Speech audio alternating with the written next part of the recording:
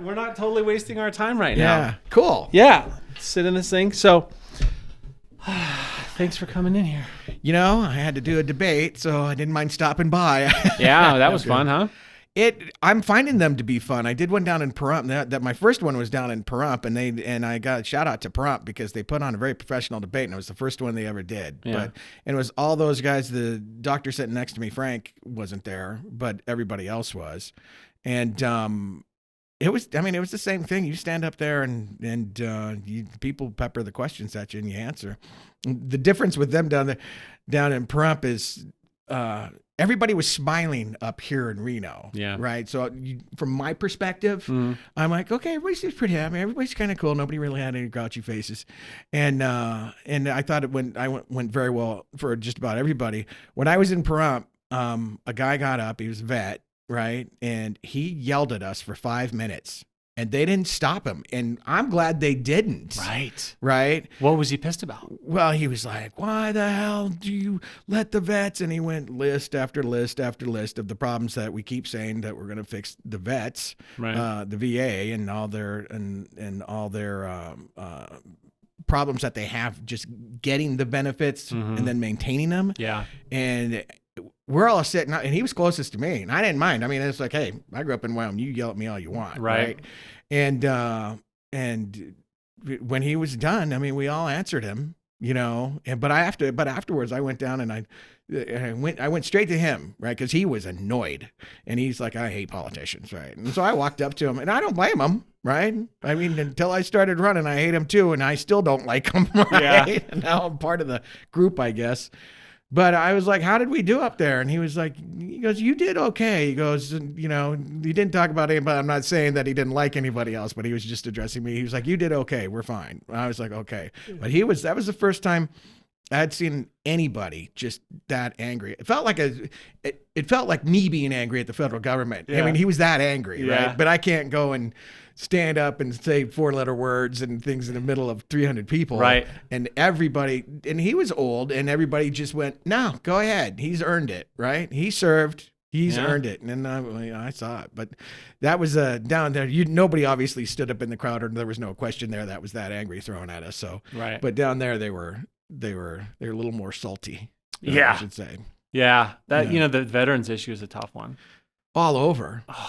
The suicide rate, that's the thing that just kills me, is you get somebody, I mean, like I thought about joining, but then I thought I was in love, dumb high school kid, but, and ultimately I didn't do it, but that's where it comes from, that, and you want to fly fighter jets, and that's the only way they let you do that. But it's true. What you said was true. It's the only way you get to do that. Like, well, who needs money if you can fly a fighter jet? Oh, you know? Yeah, life is great then. Yeah, right? it's like, screw it. But aside from that, I was, patriotic and everything, and you go over there and then you find out that what you believed isn't true, or you feel like you're just cast aside even though you gave it everything and watched your buddies die. And I mean, I can't even wrap my head around the stuff that goes through these guys, and then they come back and they can't deal with that reality or this reality or whatever. You could do thousands of podcasts just covering these vets. So when you start talking about that subject, it's so voluminous. Where do you start? So and I think these things. So it's all, you sign a contract when you sign up for the service. It doesn't matter, Army, Navy, Marines, Coast Guard, right? Air Force, now Space Force, right? Mm-hmm. It doesn't matter. There's expectations within the contract you sign. Right. Mm-hmm. So you're signing a contract between you and the United States government. And the United States government is, you do X. United States government provides Y. Mm-hmm. The United States government isn't providing Y, or they are, and then they're penalizing you for that, right? Now, I've been very fortunate down in Clark County. I ran into a guy. I almost think it was divine intervention. Now, the guy's name's Bob Olson. Mm-hmm. Bob Olson, actually, after I met him, he's going to run for District 17 down in Clark County to try to help our numbers up in the legislature here. Bob served his country for 23 years, stood in the DMZ over in Korea. He was also, I think he said he was over in Japan for a while. Yeah. Oh no, he was in Germany. before they brought the wall down. So he was doing that. What they call Checkpoint Charlie. That's what they had. So he did all that stuff. And I tease him because he's just ramping up his campaign now, and he's going to use his own personal Facebook. And there's a picture of him in his uniform on there. And I think Bob's my age, maybe a few years older. And I'll call him up and I'll go, Bob. He'll be like, well, I go, you're a handsome man, Bob, when you were young. He's like, shut up. So, but he brings a wealth of knowledge, and not only of service to this country, which we love and respect, but he came back and he got into the part of medicine where you call radiology. And I think it's even more specialized now. He did all the sonograms and things like that, and I believe it's imaging. Yeah, I think they make all of that radiology, but just like we say, we're still taping something, even though we're not using exactly. tape. Yeah, it's where you're going to use the old words. Yeah, or footage. So he did that. He came back and he did that for 23 years, but he wound up by doing it mostly, I think, for the VA. He did some private practice for some doctors here, there, and everywhere. That's kind of his story. But when he kind of wound up by getting out of that, the American Federation of Government Workers said, can you come work for us? So he wound up by being a steward for the nation's largest union, Okay. at the VA. Huh. This is the guy who gives me the inside baseball on what's wrong with everything. Wow. So, and it's important information to have. And I know, I got to say this up front, I know a lot of Republicans, when they hear the term union, there's a certain thought that goes through their head, and we're going to have to get over that as Republicans, folks. Yeah.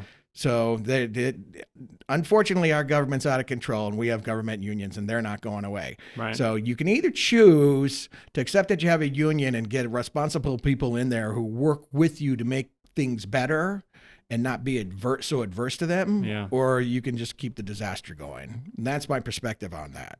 It's a realistic thing you have to deal with, and unions, when all parts of an industry work cohesively together. Mm-hmm.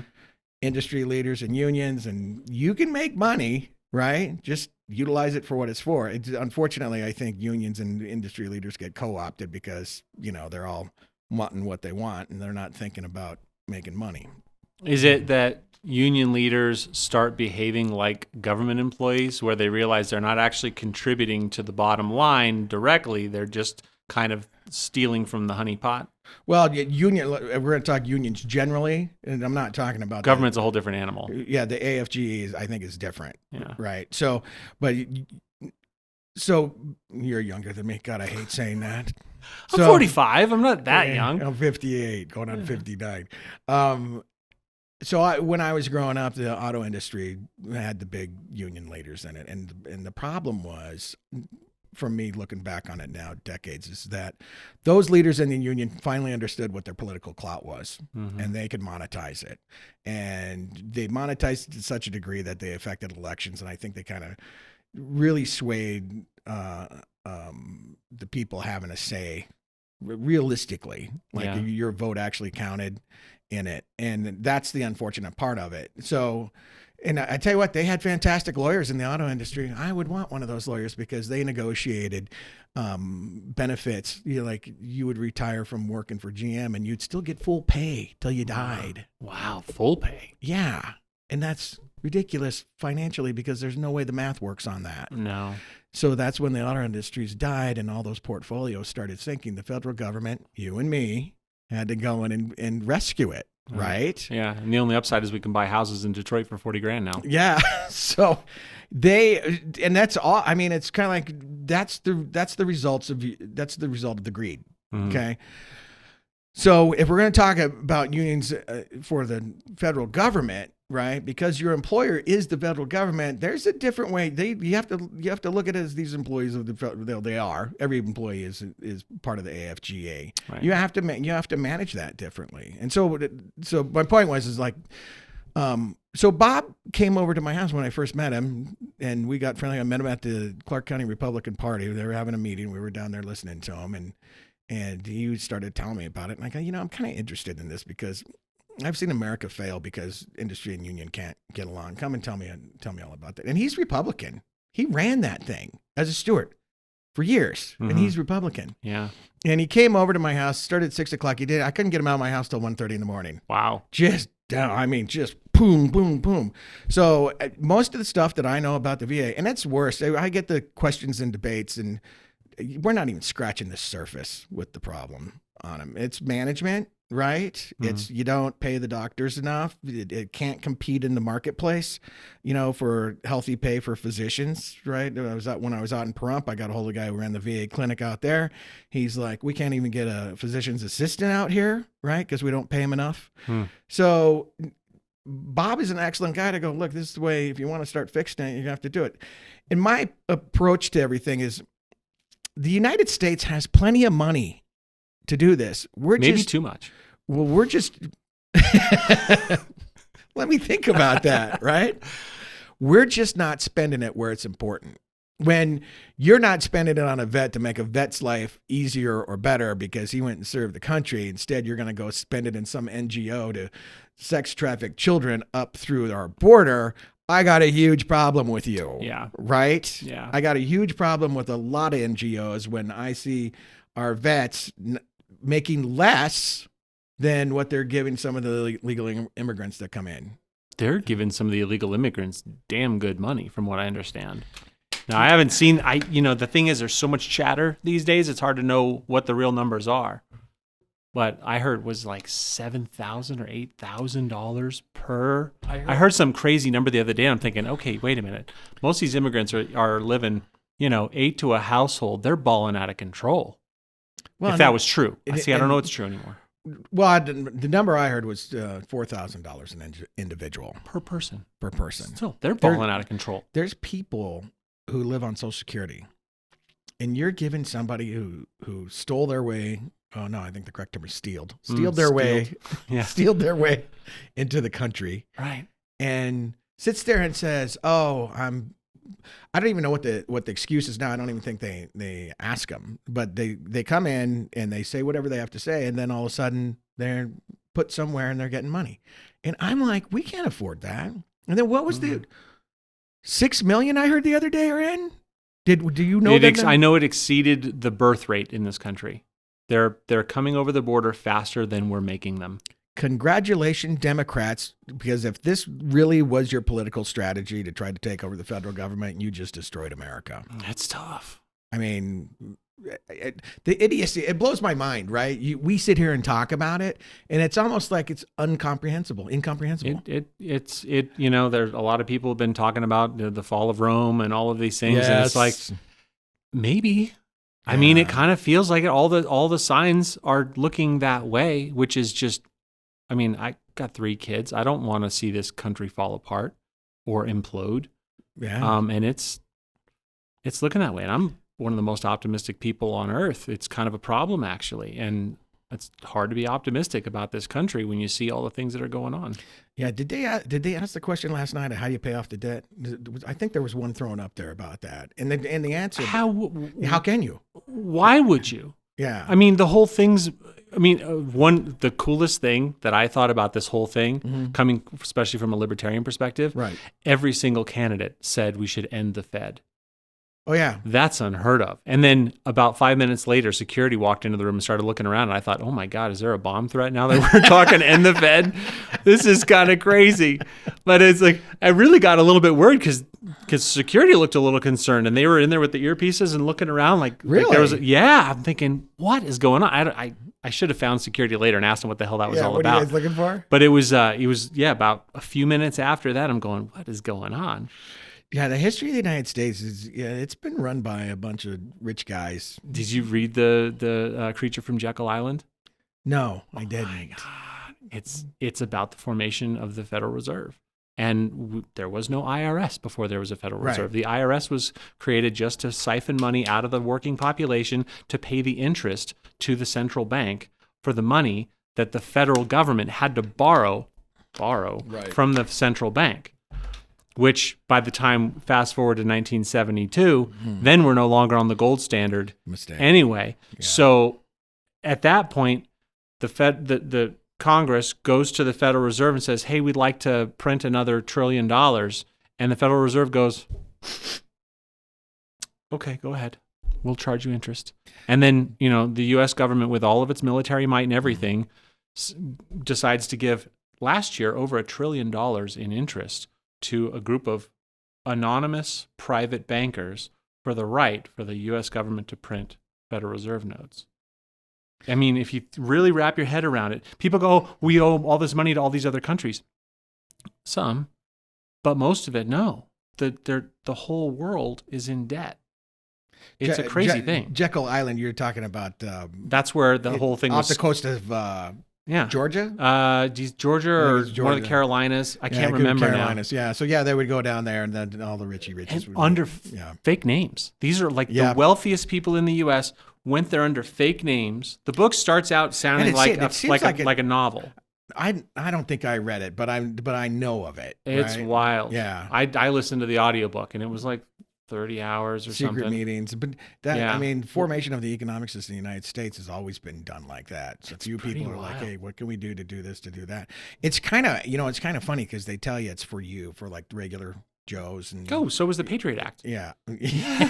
All these things that the government does, it's all for us, Barry. And it never, that was my point. And at the end of the day, yeah, we're okay with it, kind of, but there are people out there just stealing from us, right? And that all has got to stop. I mean, and how do you approach that? Exactly, right? In the Senate, right? So you go in there. Who do you like best? Who are your favorite players in the Senate right now? I don't have any, to tell you the truth. Nobody that you'd like to have a beer with?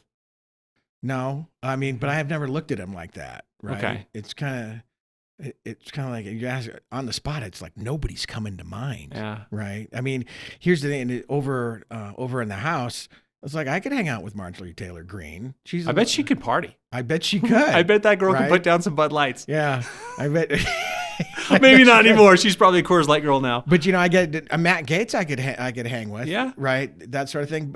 But I don't in the Senate. It's just Thomas Massey. Rand Paul. I mean, he's not Ron Paul, but he's actually kind of coming into his own. But that's the same thing. Like Ron Paul's the Fed king.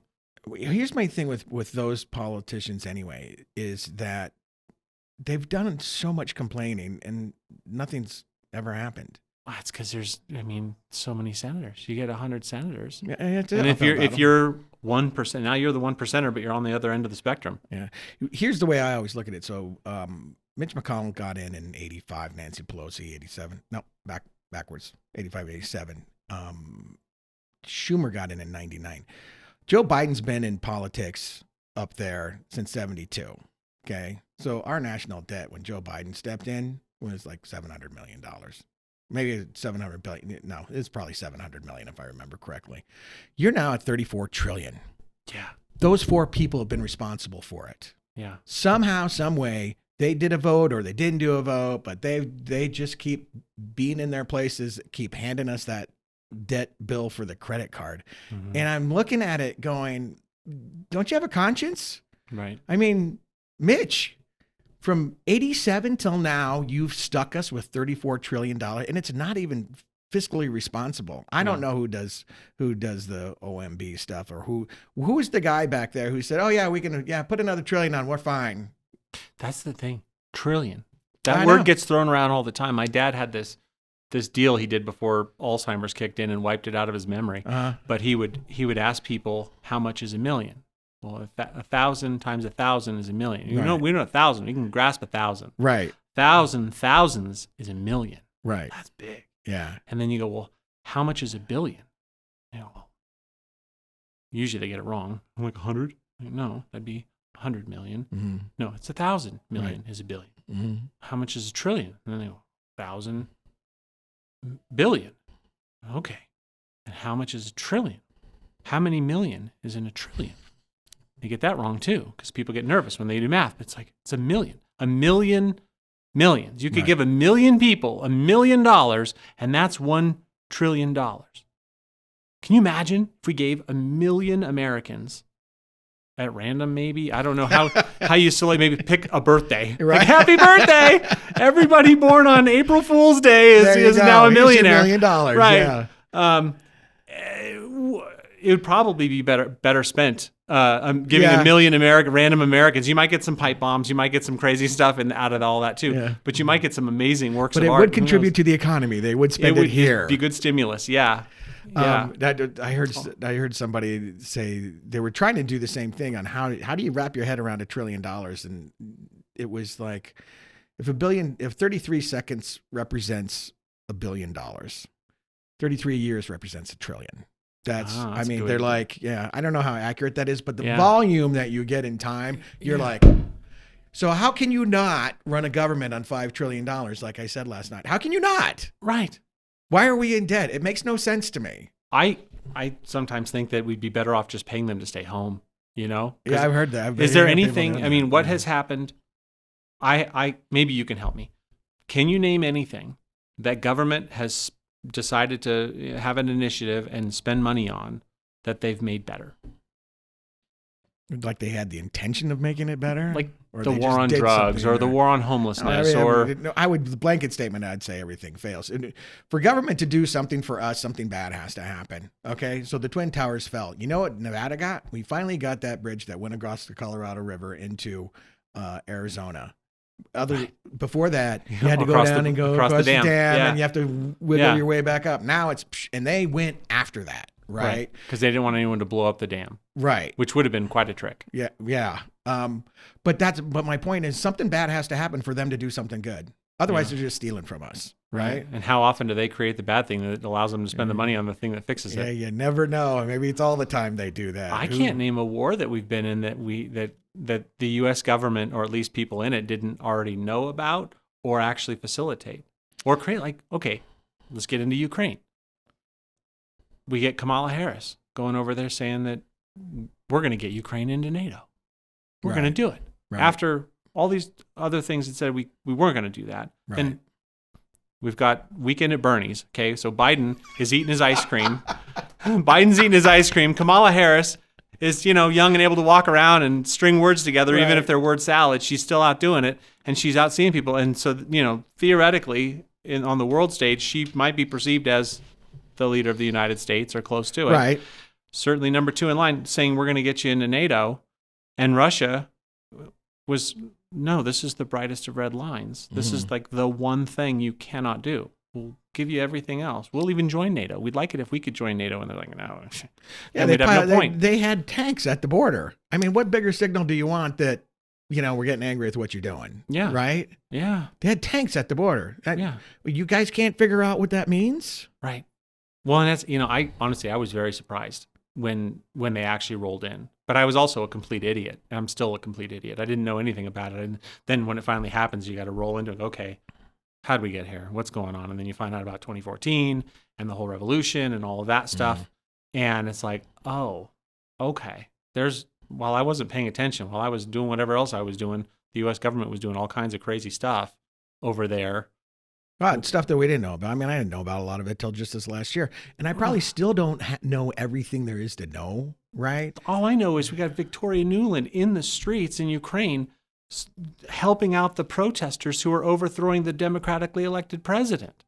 And then then on a phone call now been released, she along with, I can't remember who she was on the phone with, had selected the replacement president to get rid after they got rid of that guy. And then it's just been basically a puppet show ever since. And it's like, if I'm Russia and I'm sitting on everything that imagine you're an ex-KGB guy. So you're already, you got a mind of a cat as it is. Yeah. You're a hardcore predator. Right. And you've got all your people that you're accountable to. Right. And then you've got the nuclear superpower of the world is eyeing to hop in and start stuff with you because they're running out of places to bomb. I'd get real twitchy. Yeah, I don't know. I don't think anybody knows how it's going to end. No. Right? I hope not in a white flash. Because Trump comes up and he goes, I'll have that done in 24 hours. And I look at that and I'm like, I hope so. Right? Yeah. I hope you get back in because what we got is not working. So Trump, I liked your economic policies when you're in. I didn't care what you said. I don't care. I tweeted, right? Right. So yeah, get back in. But I was thinking about that. How is he says 24 hours. And I'm like, and it's just going to have to be a big threat. You're going to have to go to, this is what I think, right? You're going to have to go to Russia and say, stop now, or I'm going to get 100% in on Ukraine and you're going to see the United States flag on the other side. Wow.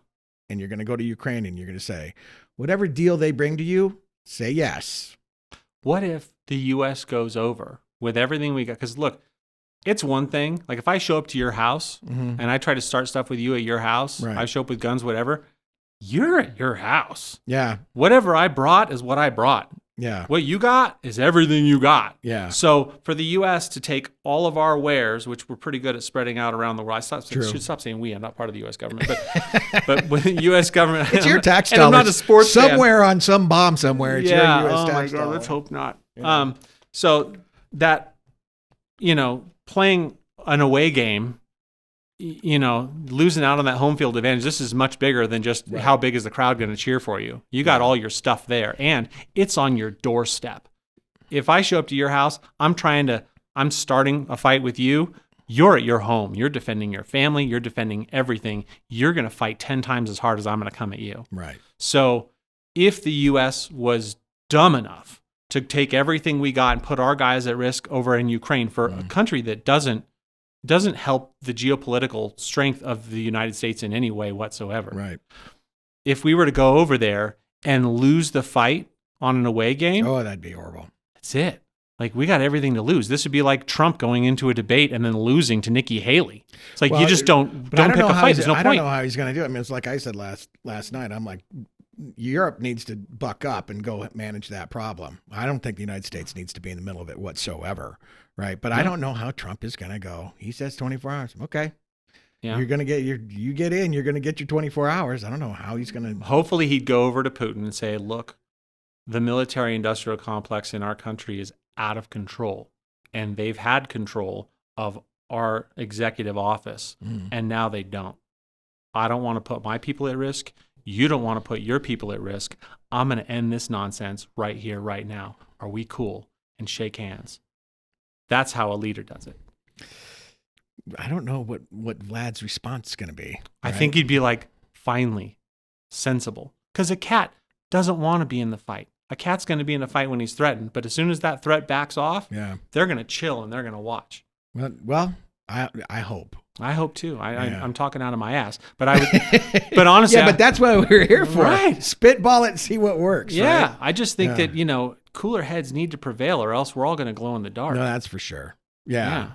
Yeah. And we don't need to glow in the dark. Good God.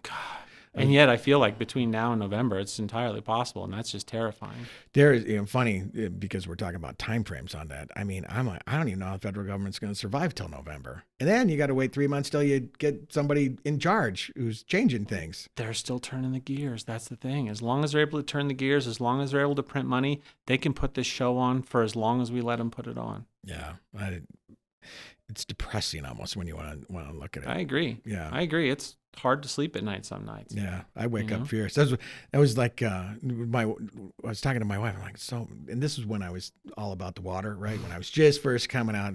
Yeah, we need to get into that too. Wet behind the ears sort of guy, and I'm like, and I literally had to get out of bed. I was so angry because Cortez Masto she's the senior senator, and I just watched her in the Senate subcommittee on the Colorado River, and she was a moron, right? Yeah. And I'm furious, and so my home state's Let's move your mic. Oh, sorry.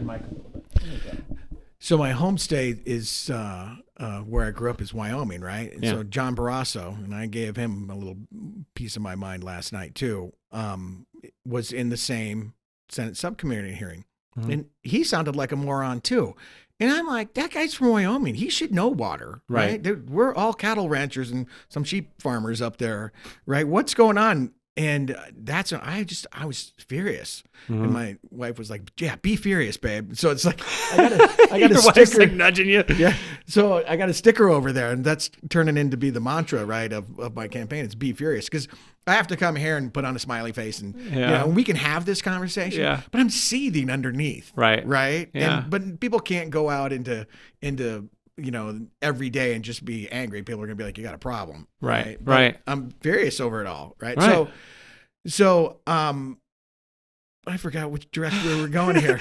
It started with the water thing. Yeah. Be furious. Yeah. So, and that's how I got in it. That's how I got into this gig. Right.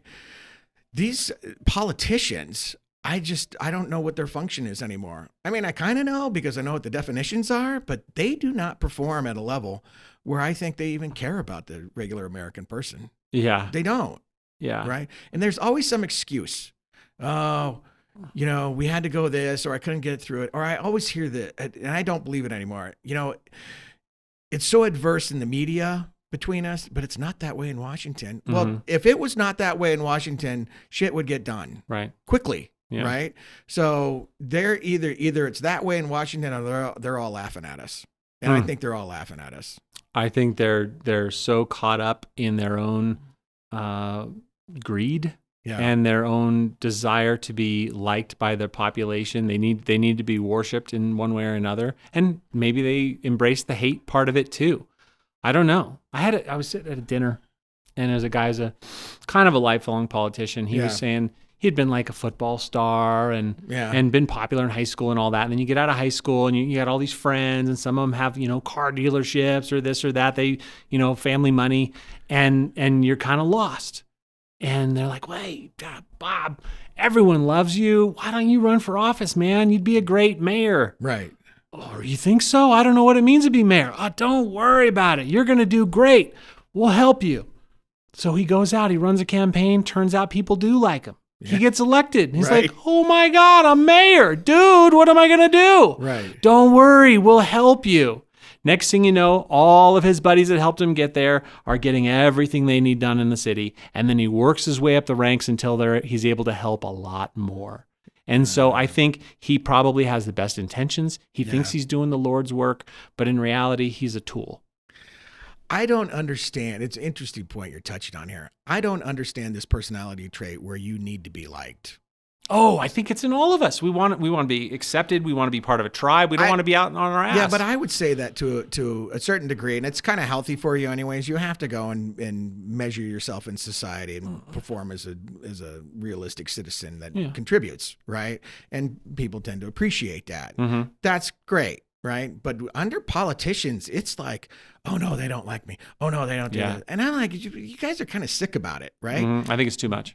It is too much. And I will say that this venue I'm stepping into is interesting because you'll get people, and nobody's really said anything nasty to me yet, but I've been chided a few times. Yeah. And so I'm kind of like, well, back that up. Tell me why, right? And they get offended because I ask them to back it up. That's but good. I'm talking to them because maybe I don't know how to be a politician. I know how to be a businessman. I'm pretty good at that. Yeah. So when I hear that I still have my businessman persona and it's not going anywhere anyplace soon, if you don't like that, tell me why you don't like that. Now, a lot of people like you can educate me on that. Love it. Thank you. Maybe I'll change my opinion. Maybe I'll sway one way or the other. Mm-hmm. That sort of thing. You better be pretty solid on it, right? But people didn't get offended when I say that. I'm like, I got an email the other day. I like it when the funny things come through. Yeah. So we did the. I'm gonna give you one. I got the Be Furious sticker that we're okay. I want one. Yeah. Yeah. So instead of it says Be Furious on it, but I kind of want to do like the Nike swoosh thing. When you see the Nike swoosh, that's it. So the wife designed this grouchy face, right? Yeah. And then underneath it says Be Furious, and hopefully by the time the campaign is over and hopefully I win, right? You'll just have hats with the grouchy face on it. Yeah. And I was sitting there and I did an email that went out to everybody. It says, hey, my new merchandise in. Go to my website. You can get the grouchy face on the Be Furious face on the golf ball and, all this other type of stuff. And this guy emailed me back. He goes, you suck. And I was like, I want one of these, right? And I was like, okay. I go, yeah, but the hat's cool, right? And I never heard from him again. That was it. But it's like, I'm like, yeah, but the hat's cool. You think I suck? Okay, whatever, right? Yeah. Buy my hat. It's cool. Buy the golf balls. So I just don't understand. I don't get it when people get it, when politicians get upset because they're not having everybody in the room agree with them or like them, that sort of thing. I get it. Some people are not going to like me. All right, I still respect you, right? Mm-hmm. And if you have enough time, and you come up and you tell me something important, I'll listen to you. I may not go your way, right? Yeah, right. But, I'm kind of like in business. You kind of go, well, it's this way, and that's the way it is. It's not like it's a decision made off the cuff of your hand, right? It's been analyzed, it's been looked at. We've weighed and considered it. So right. That's the way that is. Yeah. So, all right, let's get into your business background. Mm-hmm. Went to college? All right. So I put myself through college. like last night, I grew up on a cattle ranch, Okay. right? So, and raised those cattle specifically to put us through college. I shouldn't say I hated growing up there. I got a lot of respect for people who ranch and farm and do things like that. And it instilled in me some things that I think are lacking in America today. One of them being hard work. And then most importantly, I think, is you have to be able to see things beforehand so they don't happen. Yeah. And when you're a kid back there, I started irrigating fields in the 3rd grade. So, Wow. yeah. Before then, we'd go to church. Sundays weren't for church after that. They were for work. But you learn real fast when you got 100 head of cattle to make sure you close all your gates, because the last thing you want to do is go down the road and gather up all your cattle again to stuff them back into the field they're supposed to be in. So you try to anticipate when you're doing something what the end result's going to be. And if it's negative, you better change what you're doing. That instilled in me something that I don't see in a lot of people these days. But anyway, so I went to college at a little university in Minnesota called St. John's University in Collegeville. I left there and went to Denver, essentially. And I was in Denver for 15 years. Met a gal, had 2 kids, What brought you to Denver specifically? well, regionally, it was the only city that I ever knew growing up in Wyoming. Oh, so right? you're just like, you're going to the big city. Yeah, that was it. Right. That was it. I had enough of the getting up at 2:00 in the morning in a snowstorm to go see if one of my cows was having a calf, Right. and having to deal with that. I didn't want to do that anymore. So you went to the place and found a job, or found the job and then went to the place? I went to the place and I found a job, and it was a little lean there. There was a '92 recession and everything like that, right? And I sold men's suits there, right? And I wound up by working in media. I worked for KWGN Channel 2 there in their promotions office. I kind of liked this stuff. This is way back when there was actual tape. When you say, we taped, Yeah. we were dealing That's with what I it. learned on. Yeah. And so I worked for them for a couple of years. And then a lot of people don't know that the bulk of the cable channels that you enjoy today started in Denver, Colorado. Huh. Yeah. And then I could give you a whole history on that because I read all the books on it. But whatever. So I wound up by working for Stars Encore for a while. Okay. And by that time I was divorced and I had 2 kids, so I got him half the time. She had him half the time. Wow. Life was actually pretty good. Didn't make a lot of money, but life was pretty good. And then I met a gal from Vegas, and she and I dated for long distance, dated for 2 years. And finally she's like, dude, and I'd brought my kids out here. They loved it. They loved Vegas. They loved going out to the water at Lake Mead and everything. And she's like, yeah, if this is going to work, you're going to have to come out, because she's an attorney. Right. Mm-hmm. So my kids were like, go, Dad, go. And so I went out and hung out with her for 13 years. Had one more kid with her. And then unfortunately that soured. So I have 3 healthy, young, great boys. My youngest turned 18 last year. And so now I'm kind of a empty nester. But during that time, I wound up by working construction. And I ran an underground utilities company. I ran a construction company. And then after a while, I'm like, finance is looking real attractive. That's a far cry from the media. How do you make that switch? Well, easy. I grew up on a ranch. Oh, so it was just that. I could run tractor. I could run anything they threw in front of me. I'm like, I had no problem doing it. I used to run bale wagons, swathers. all that stuff. Right? There probably isn't something that, whatever it is, I could probably get on it and figure it out in 3 minutes. Right. Right. So, and I read Popular Mechanics my whole life. I was kind of a nerdo that way when it comes to mechanical things. Right. So, where was I? Oh, so I kept dealing with these bankers and looking how much money they're stealing from everybody. And I'm like, I got to get in the finance game. That's where it's at, baby. And no, that's exactly what I thought. I go, we had a building, we need a $25 million loan on it, and they're going to charge us a point. Really? $250,000? I need to get in the finance game, right? And I got in, and I started financing houses in some of the rich neighborhoods up there. I started construction financing because I knew construction, right? And I would say to the people putting up their house, they'd be like, "Why would we use you as a broker for finance?" I go, "Because I'll save you $600,000." How are you going to do that? Because this is rich. They wanted a $5 million loan, right? Right. I'd be like, you just sit next to me when you get your architect/contractor across from us, right? The first guy, I'll never forget the look on the guy's face. So I'm sitting there and I looked at his budget because obviously I'm good at numbers and really good with budgets. And the plans were on the table, and the architect/contractor was there, arrogant. Ugh, I hate it when people are arrogant, right? And so he looks at me, and he knows that the owner This is outside of his box. So he's real wary about me sitting there. And I go, start going through your budget here and tell me why this is that much, right? And I knew where his padding was on it, but the pool was really where he was sticking it to him. And we get down to the pool, and the pool was like $600,000. Oh, wow. Nice pool. Ooh. So I'd have that there, and I'd have the plans there, and I had that there, and I'd have the plans there. And I went, that's a $10,000 pool. Well, you need all the landscaping and everything around it. I go, okay. It's a $15,000 pool. Well, yeah. I go, okay. It's a $5,000 pool, right? Mm-hmm. And he kept trying to justify it. And I looked at him at the end of it because I knew where he needed to make an adjustment. That was just theft. Mm-hmm.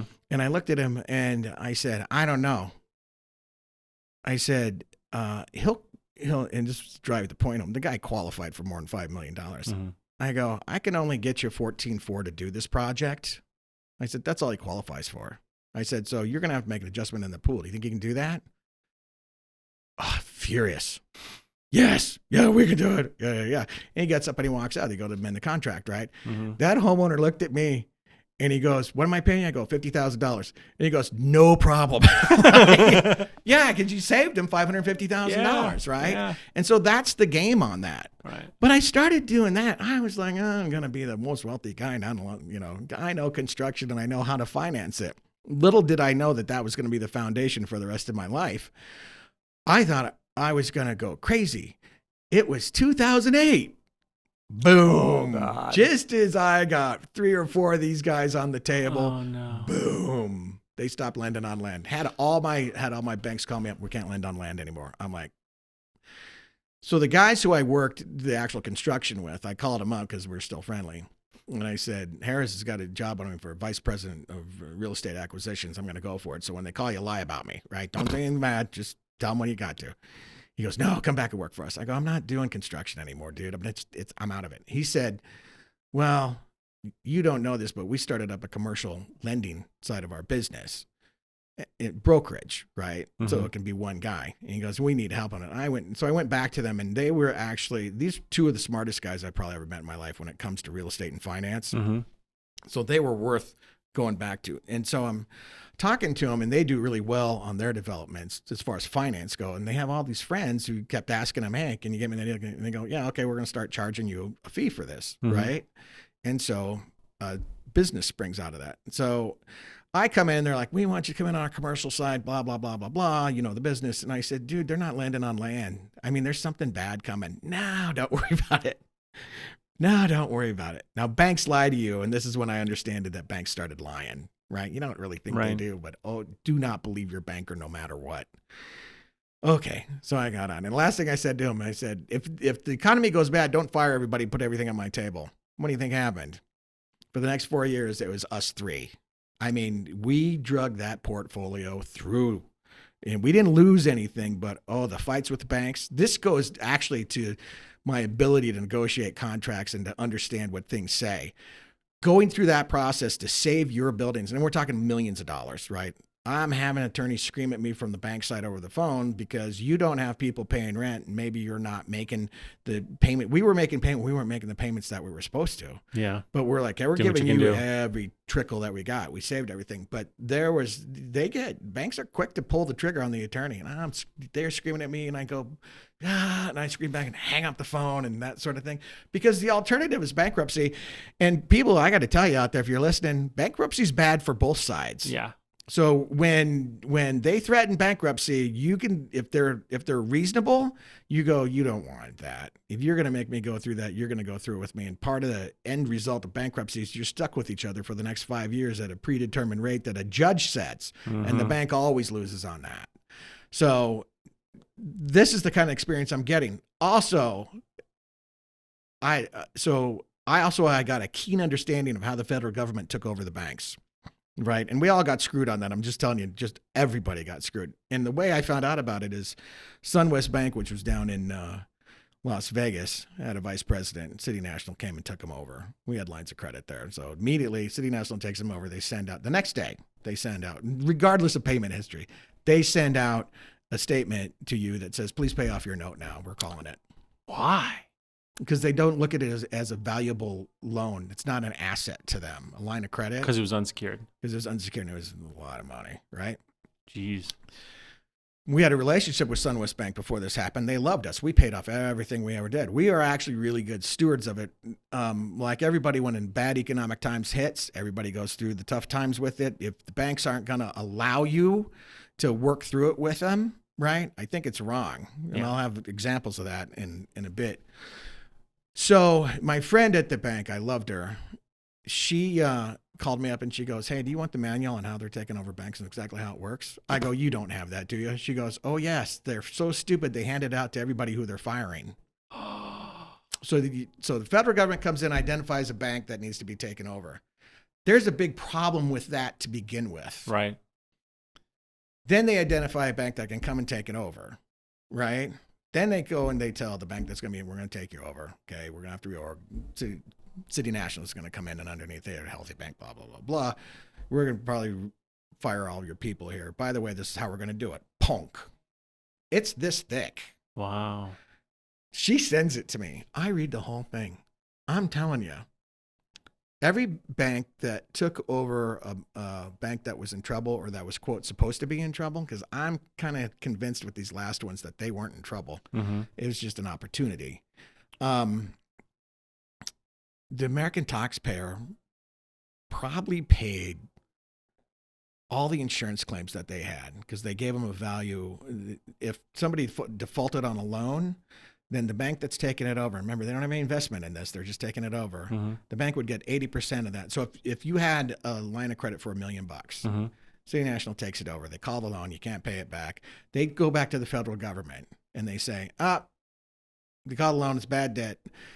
You made a deal with us that you're going to pay us 80% of that loan. So they would get $800,000. Mm-hmm. They did that to everybody. It wasn't about saving the borrower. It wasn't about saving the people who had the accounts there. Mm-hmm. It was about, okay, we're going to keep the good accounts. We're going to keep the performing accounts. And these people are kind of wishy-washy. We're going to put enough pressure on them that they default. And I'm going to run back to the bank, to the government and go, "Hey, you in our contract here for taking over this bank, you're going to pay me 80% of the value of whatever that was." How do they define who a good account is? Like performing, GM, like they have a lot of assets. So if you call the note, they could actually do it if they needed to? No, performing accounts are just time or payments made on time because they can't go outside their contract. They lent the money via contract, right? Mm-hmm. So are they making payments on time? Yes. Okay. So there's other terms in the contract. How healthy are they? Give me the reports that you have, right? Did you keep the liquidity in there that you need to have? Any of those things are a default scenario that they can hit you with. So you can maintain and pay down your note and be on time no matter what. And these are very sophisticated lending instruments. But if you're down here, if you don't keep the right insurance on it, they'll send you a default letter. So they would go through the contract and go, "Where can I default them?" Right?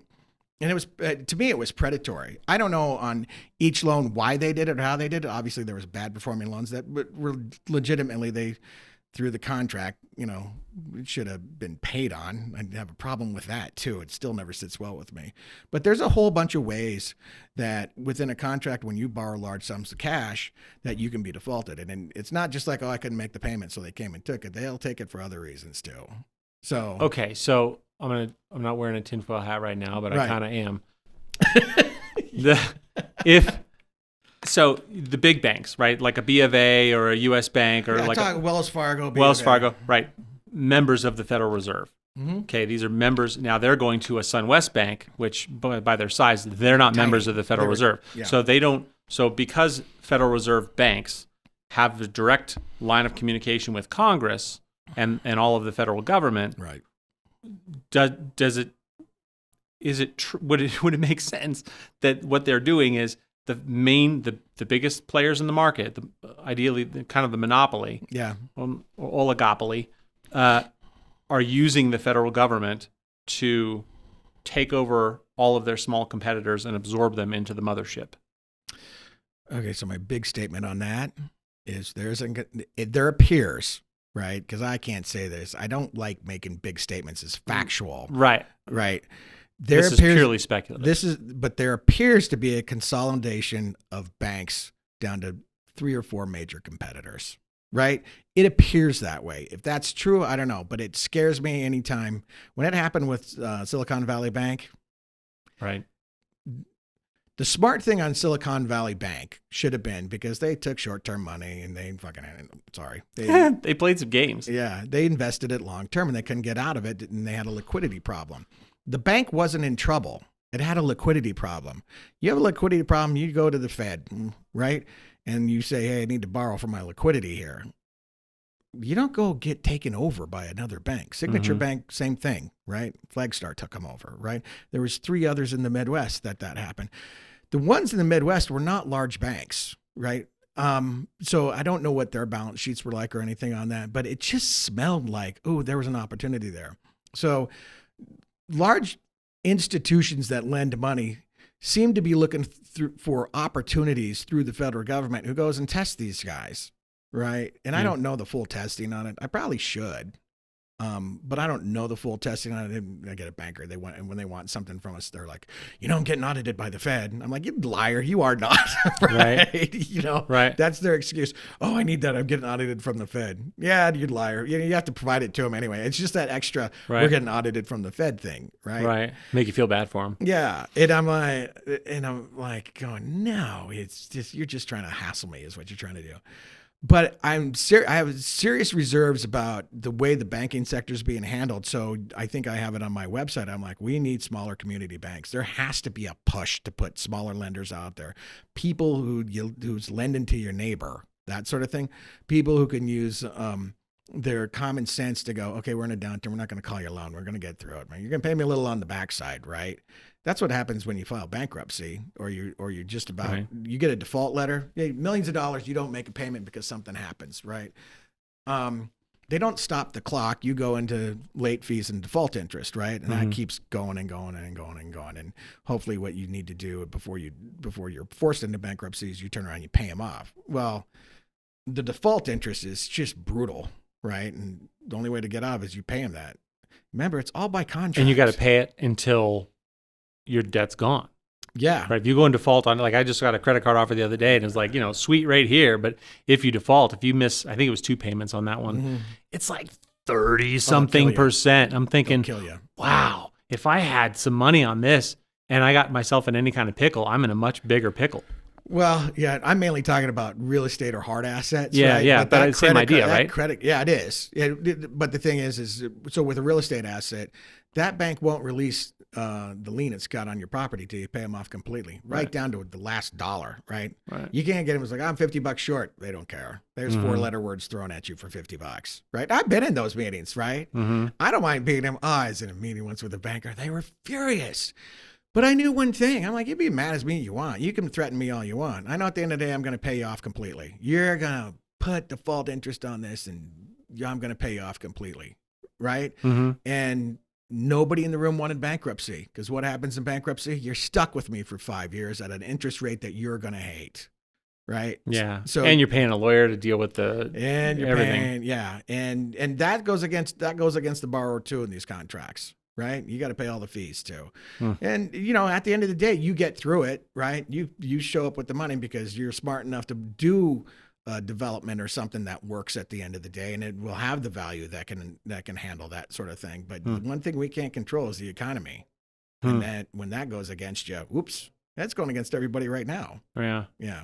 So you got into politics because not because of money, but it was the Colorado River, right? Yeah, as we go off into the prairie on every other conversation. I know we shouldn't have gotten into tangents too fast, but I could tell from the first time we talked on the phone, I was like, oh man, we're gonna go. Yeah.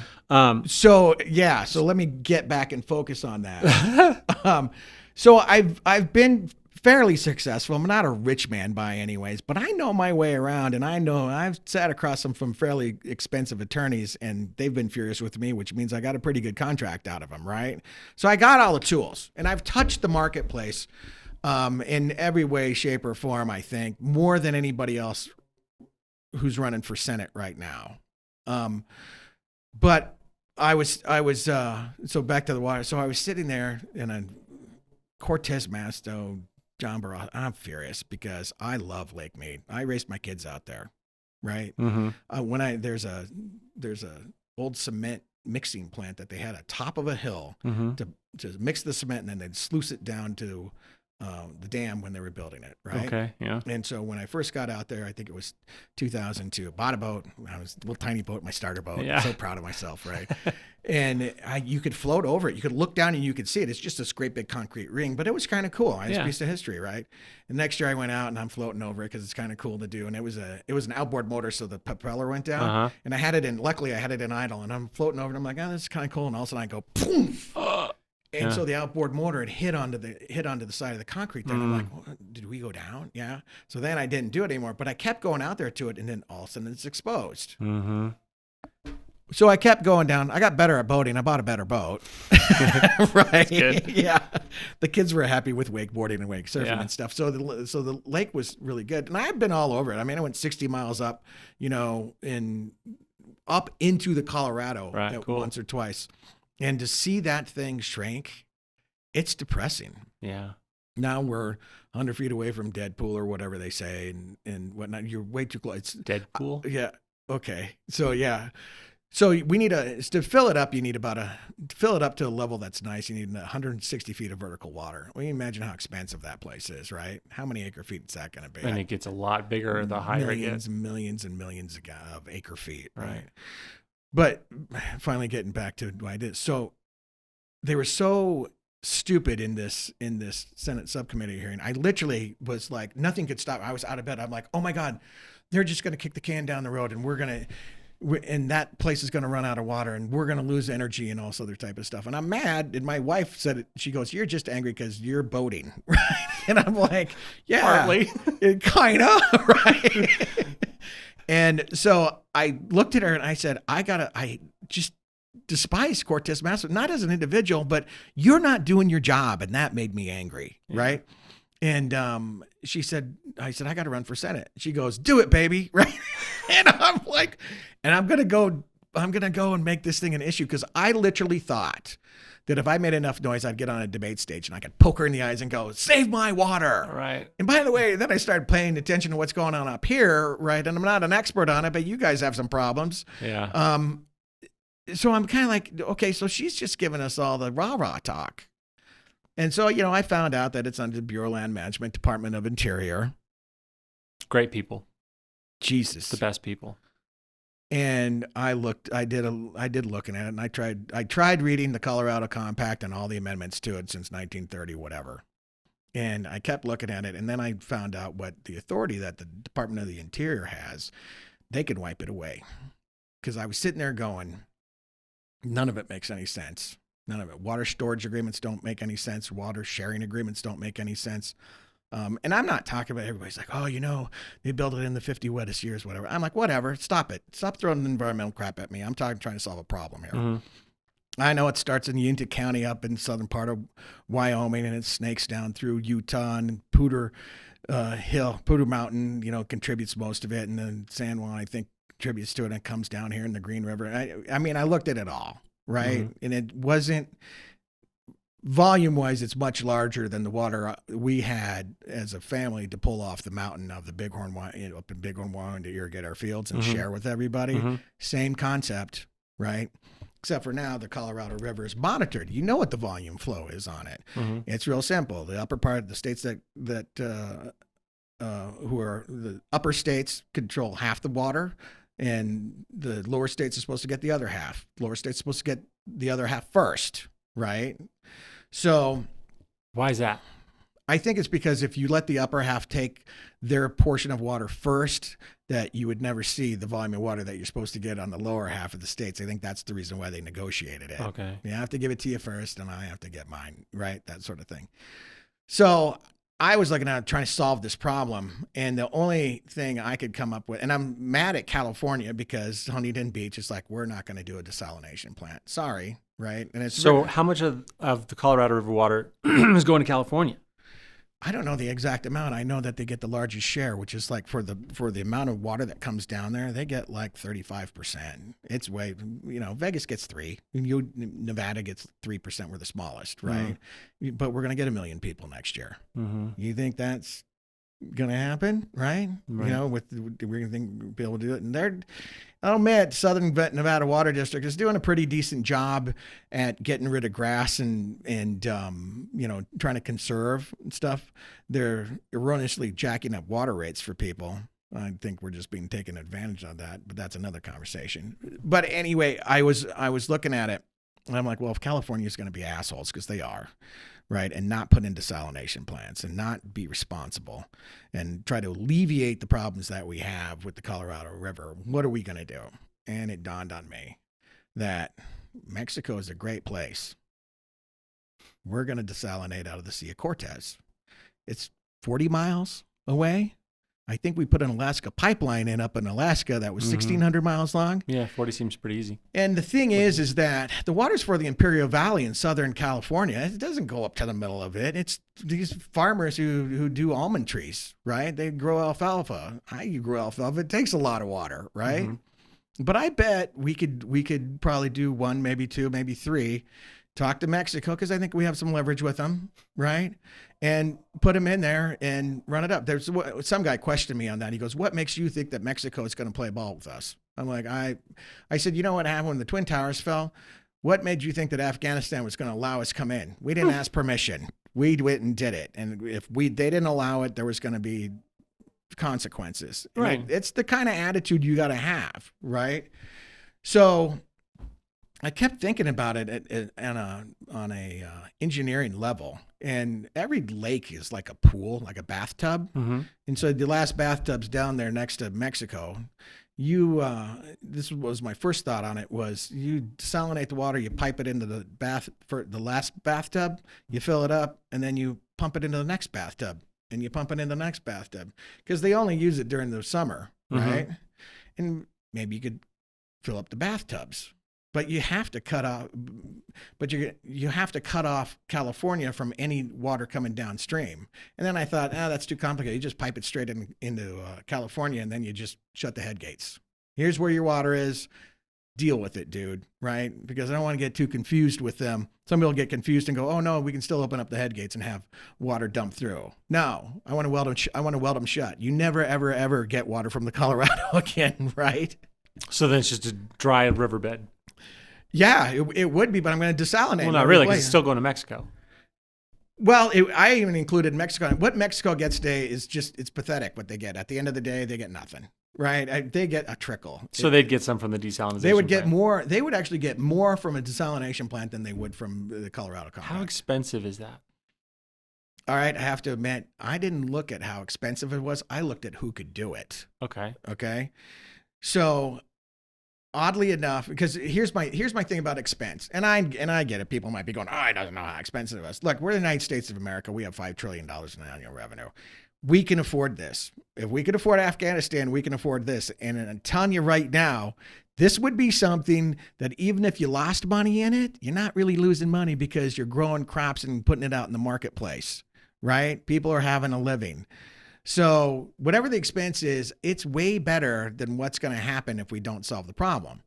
So I was looking at it. I started, oddly enough, looking at how water's desalinated. It's an interesting process. And I ran across this article, and I believe where the Sea of Cortez is in Mexico, it's called the state of Chihuahua, right? Mm-hmm. The governor of the state of Chihuahua was approached by an Israeli desalination company. And then they sat there and said, "Hey, none of your farmers are getting any water from Colorado. How if we put a desalination plant in there and we can go and pump it over to them?" Okay. Right. Well, it can't be that expensive, right? Right.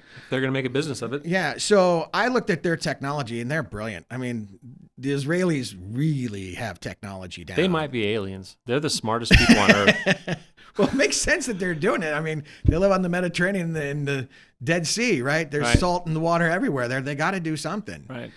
So their most desalination plants are vertical, right? They have this great big tube that goes over there. I have no idea how it works. Well, do you just boil it?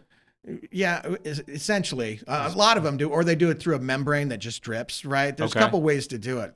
Okay. These guys here make it horizontal, and they use high pressure pumps to throw it through fabric, right? Okay. And I mean, it's like if you stood in front of it, the water pressure would tear your head off. Wow. Sort of stuff.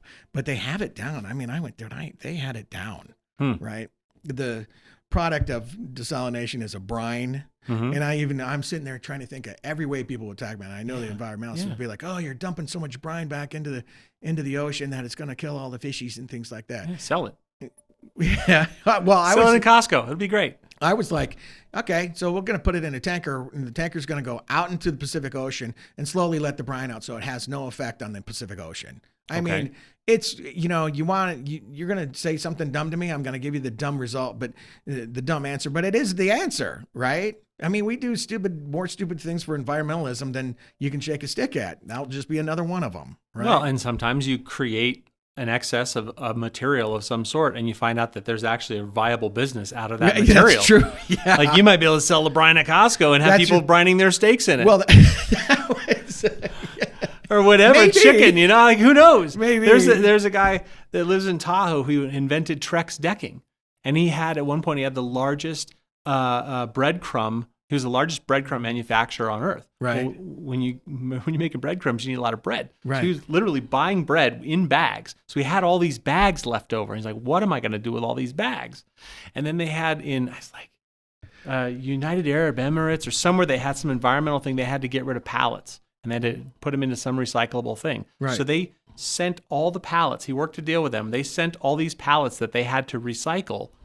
They sent them all the way here to the United States. He takes his bags, he takes the pallets, he grinds it all up, heats it, turns it into planks, and sells Trex decking, which is the ones for like that, the outdoor decking that you see around that lasts like forever. Right. Yeah, it was leftover crap that he took and made into a thing that he sells for a ton of money. He's a lot smarter than us. Yeah, there are people out there that are a lot smarter than us. Yeah. But I'm just saying, maybe the brine thing. Maybe it's like, hey, or nuclear. Don't they use brine and pickling? Isn't that what? They're pickling, or if you want to really tenderize some chicken, Yeah. Okay. Somebody out there pick KFC up on that. in on this. All right. So, so I'm looking through this all, and I'm like, I've got the solution. We're just gonna go, and the United States is gonna use the full force and credit of the United States. And sure. I mean force and credit, right? To go desalinate water, and we're going to go pump it into the Imperial Valley in the Southern California, and everybody will be happy, right? And so then I had to go and look at what about the water shares, and the answer to me is simple. And when I said it last night, it was funny because when I said it, I could tell there's a lot of farmers and ranchers, or at least water people in there, and they went, oh, it's one of those things. It's like, yeah, how's he going to do it? And he went, oh, because I'm watching you guys. You guys are watching me, but I'm watching you. And I said, look, you can't do acre feet anymore. And that is the gold standard, right? Everybody, that's the only thing everybody's ever known, Nobody knew, that you could get airsick until you learned how to fly, right? I said, it's got to go to percentages. And I saw a few people in the crowd going, oh, wait a second, what's he talking about? I go, everybody enjoys the volume when it's up and everybody suffers when it's down. Because the conversion isn't going to be tough in principle. Instituting it's going to be a little difficult because people are going to be like, I don't know if I'm going to get this. But really, it's the smartest way to do it. Whatever that river dumps, whatever the snow dumps on the back of the Rockies or wherever the moisture comes from, that river produces, we're all going to share it in at the same level that we agreed to. And that's just it. And my point last night at the debate I was trying to make, I was like, you have to start the process now. Oh, I like that idea. Yeah, but you got to start the process now because it took you guys 25 years to negotiate the Truckee-Carson watershed agreement up here, right? How long do you think it's going to take for me to go tackle 7 different states in a nation and give them the middle finger essentially and say, this is the way it's going to be now, right? Right. You got to start the process now. That's the way that goes. They were asking me what committee I wanted to be on last night. I didn't say, and I should have said, yeah, I want to be on any committee that the BLM's involved in, right? Because they're stupid people. Say that. It's okay. Well, was it Tony Grady said that the federal government owns 87% of the land in Nevada. Well, I think it's Washoe County. It's Washoe County. I don't think it's land in Nevada. They own a lot. From what I understand, they own a lot in Nevada, but I saw 83%. But the thing is, it's not called the Bureau of Land Ownership. The federal government's not allowed to own land outside of military bases and federal buildings in Washington, D.C. Well, yeah, that's the mantra. They're not right? allowed to. I know that's the mantra, but they certainly seem to have ownership rights. It seems like it. Yeah. I mean, I guess it's kind of like if you've got grazing rights, it's kind of like you own it. It's just that you can't build a hotel on it. Yeah. You're allowed to use it for all of its stuff. You essentially have the mineral rights, water rights, all that stuff. You just can't build a hotel on it or anything else. Yeah, they were asking about the Land Act that you guys have up here last night, and you should be angry about it. But I understand when I read it differently because I grew up in Wyoming, and we actually would summer our cows on BLM land. Right? Remember, they don't own it, but they call it BLM land. Yeah. Right. And we did 5,000 acres, throw those cows out there for the summer, and we'd go put up hay and get ready for the winter. But the way it reads, it's one of these things where, okay, so Jackie Rosen says, I'm going to find good use for your land. Well, it's Washoe County, Jackie.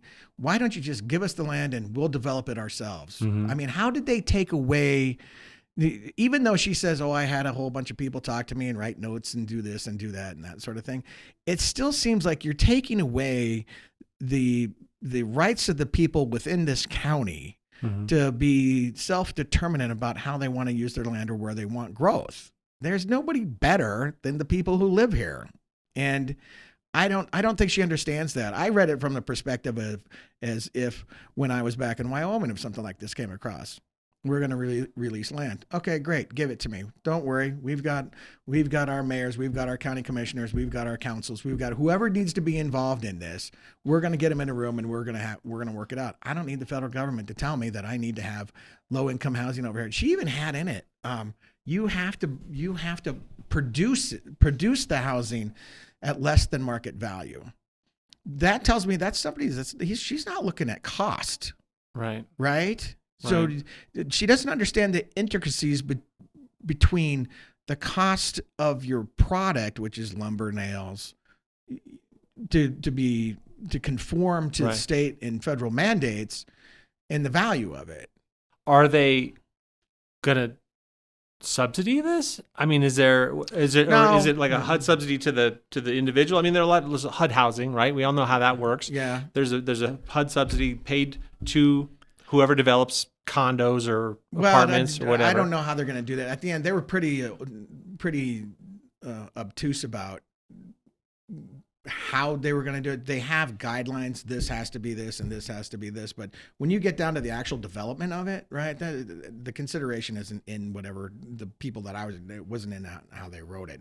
When you get down to the developers and whatnot, or that's a whole different ballgame. You'll be signing contracts with those guys and they'll say, I'll do this or I won't do that or whatnot. But, they'll sell it to whomever. And I mean, I guess, if I was to give you a free chunk of land and you have to develop it or choose to develop it, right, you are already ahead of the next guy who had to pay for his land. Yep. So then you do have an opportunity where you could actually undercut the market and still make the same profit you're used to making. I'm just trying to play nice. Like there's got to be, if there's an argument for it, okay, is that how the mechanism is set up? Could it go that way? Are they going to give it away, or are they tied to where they have to sell the land for market value? Now, I mean, I guess they're going to shift the market when they start giving away land. The market value then just plummets, and then it becomes the new market value. But then that's not good for anyone who owns land anywhere adjacent to it either. But I don't think. See, you just went through a dissertation basically on what could and couldn't happen. That these thoughts that you just had go through business people, land developers, and people who own businesses and how they're going to maybe they want to own the building rather than pay rent and that sort of thing. So you are doing this exercise of okay, look at what this can happen. I don't think Jackie Rosen and federal government even have one iota a clue of these kind of thoughts that goes through people's minds. And I think that's why in Washoe County, or at least give it to the state, right? They're making money and they're having the BLM sell it, and then they're pocketing the money in different agencies, right? Some of them are supposed to be for us. Some of them are for the federal government, that sort of thing. I kind of get it. I don't like it. But you're right. They're not allowed to own land. So give it to us. They can paralyze it. So give it to the state of Nevada, right? Sure. You don't need to. I mean, you don't need it, federal government. Yeah. Ideally, give it to the counties. The closer to where it is would make sense. Yeah, ideally. That's well, I agree with that. But at the very least, give it to the state, right? Sure. and take nothing for it. Just go, okay, we're going to release our restrictions on this. Or you could even give it to the state or the county with the restriction. We're going to give this to you. Mm-hmm. You're welcome, but you have to do this, this, and this. Still, that gives you the leeway to do it the way you want to do it. And I think underneath it all, it's kind of a slap in the face. Yeah, there needs to be development. Don't tell me where. I live here, right? Mm-hmm. I know where it needs to be developed, right? Right. That sort of thing. And I think that's there's a very gut-wrenching instinct that comes up when you get the federal government going, yeah, we're going to let you develop it, but you have to, do it this way by our guidelines, yada, yada, yada. And it just pisses people off. Have you heard the argument that we can't afford to take over the federal lands? That if Nevada was given all this BLM land, we couldn't afford the maintenance of it. That's ridiculous. I think so too. But I've heard that argument from quite a few people, and I'm going, because they're spending a bunch of tax dollars on it and doing a poor job? I don't understand how. I mean, especially if the state gets it, couldn't we just sell some of it and that funds the maintenance of it or whatever? It just seems crazy. The statement's kind of confusing to me on that. I mean, but I've heard it a lot from people I don't think are total morons. I mean, a little bit. Maybe. We're talking about raw land, right? Right. So it existed prior? National parks. I mean, in Nevada, it's, not really national parks. It's not like we're inheriting Yellowstone. Right. It's a different deal. It's most of it desert, just open space. I don't see, well, okay, I have an example for you. This is why that statement makes crazy talk to me. So down at Hoover Dam, they never had a park entrance fee.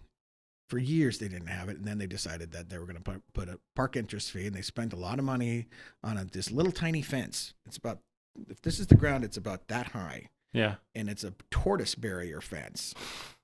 Okay? Yeah. Mojave Max, that's the name of the tortoise. That's what they call it. Uh-huh. And so the park's huge. I mean, it's huge. But this little fence is next to every road that goes, I wish I had that contract, right? Yeah. To make sure that tortoise doesn't get on a road and get run over by a car. It's going to have to find the little culvert underpass to get to the other side. But whatever makes you happy, right? Right. And so you wind up by creating a park entrance with this, right?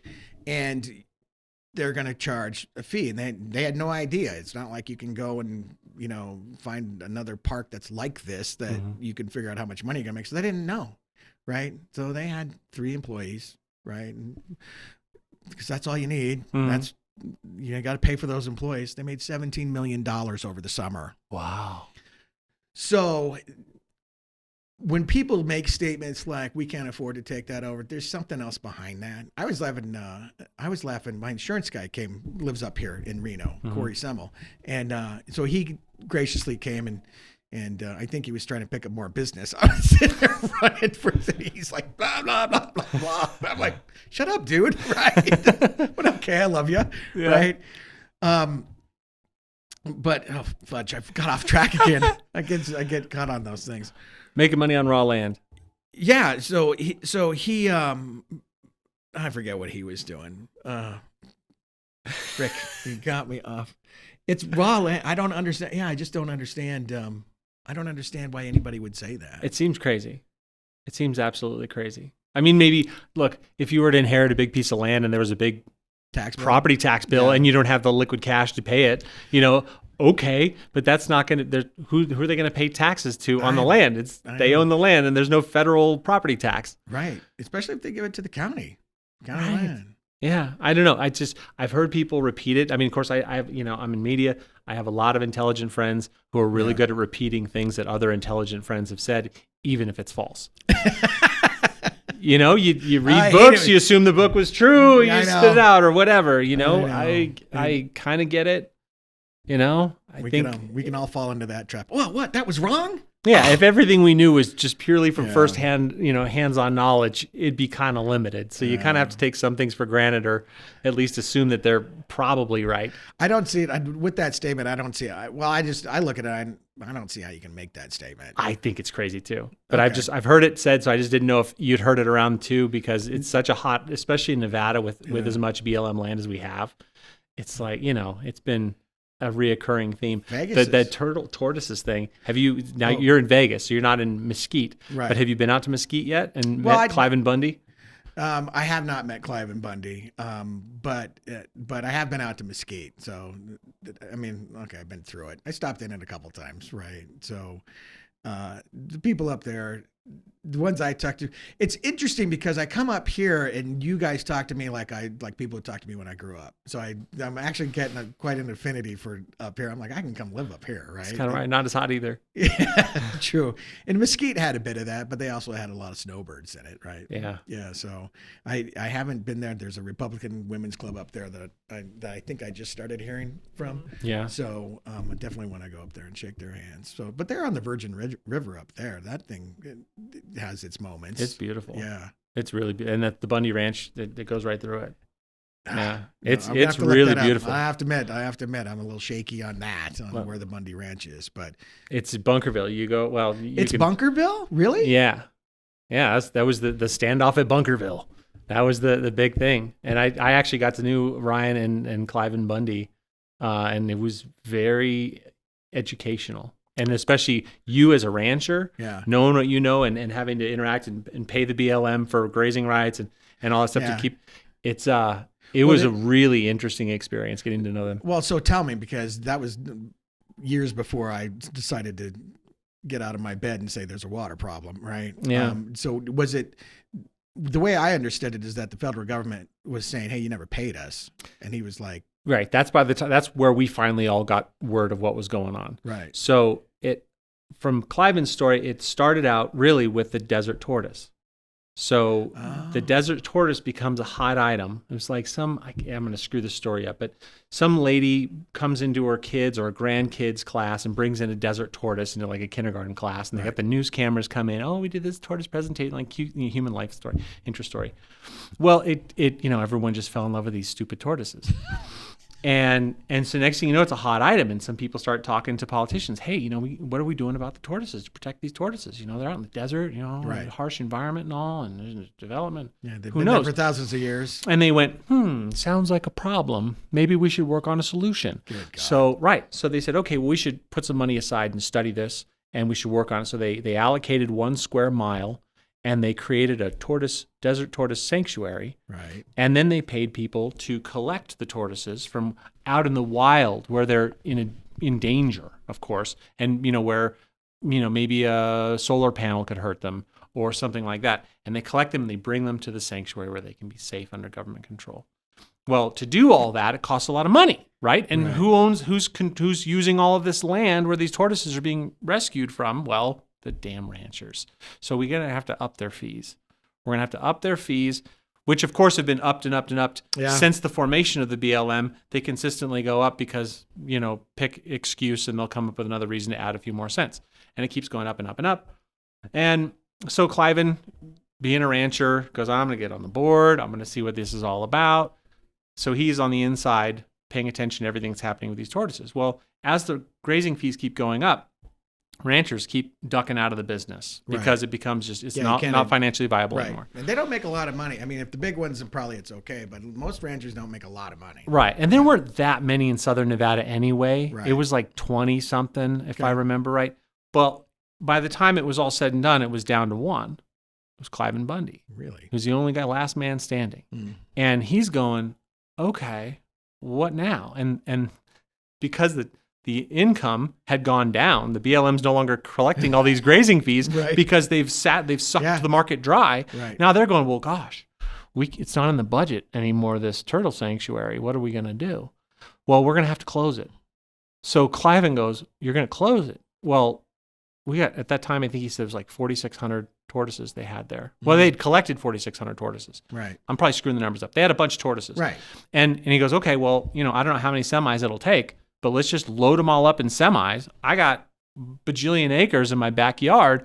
Let's go drop them off because we still have tortoises, and they've been monitoring because all this tax money. Right. They've been monitoring the tortoises, and it turns out the population of desert tortoises on the Bundy property has gone up and up and up and up and up because it turns out the tortoises' favorite thing to do is hang out in cow shit. They love cow shit, and that's where all the cows are because he's the last cattle rancher in Southern Nevada. So they're all hanging out there. So he's like, just bring them over. They'll be happy as a desert tortoise and cow shit. Let's do it. And they said, well, no, we can't do that because we think that a large percentage of them would die, and they would be. So they euthanized like 90% of them. And These so people are morons. it's crazy. But the whole thing was basically a land grab. So meanwhile, Harry Reid, the best senator we've ever had, Yes. was buying up land in all these places, all these cattle ranches. Like he's buying them from the BLM because now there's no longer. So the whole thing was a shady deal, and the federal government was used as a tool for some private people to buy Right. BLM land that otherwise they would not have been able to buy, to do what still hasn't been done yet. Who knows what they'll end up doing with it. But the whole thing was a big mechanism that took a long time to operate, but they ended up putting all these ranchers out of business. I wonder if that was the deal that Harry Reid got punched in the face for. I hope so. I mean, who knows how many deals it was, Yeah, but that was his brother, wasn't it? Who What? punched him out? I think it was his brother who decked Yeah, him. but well, if it wasn't, whoever it was, he was screwing somebody on a land deal, and they punched him in the face, and he had his glasses on, Mhm. right? And apparently it damaged the eye, and that's why he was like, that for so Yeah, long. yeah. He couldn't see out of it, and so I hear. I did not know the tortoise was involved. I thought it was a simple case of the government said that. Your mic is going low. The government said that you didn't pay me, and Cliven was like, I didn't have to pay you. So he ends up, he figured, so apparently, and you know this as a rancher, every 10 years you have to sign a new agreement. And as they raise the rates, you sign a new agreement. Mm-hmm. But apparently there's no, and I'm not a contract guy, you are, but there's not a mandate. There's no way that they can mandate you to sign a contract. They can't compel you to do it. You can either choose to do it or not to agree to it. That's true, yeah. And his family had that land before the BLM was even formed. They'd had it for 50 some odd years before the BLM even came into existence. 115 years. Well, now probably 120. So like they had deed and title to everything, and the BLM didn't exist. It started out with water boards, right? Interstate water. Yeah. They had water boards, so they created these boards to deal with interstate water disputes. Right. Well, then it eventually expanded, as every government operation does. It eventually expanded into fences, because you got fences, also same thing. So then they finally formed the BLM in 1946, something like, I don't know. It's been a while. So they finally formed the BLM, and then ever since, the BLM has done what it also does. It grows until it becomes untenable. Right. So what he did. He formally, with a lawyer, formally sent a letter to the BLM saying, thank you very much for our years of cooperation on these different things.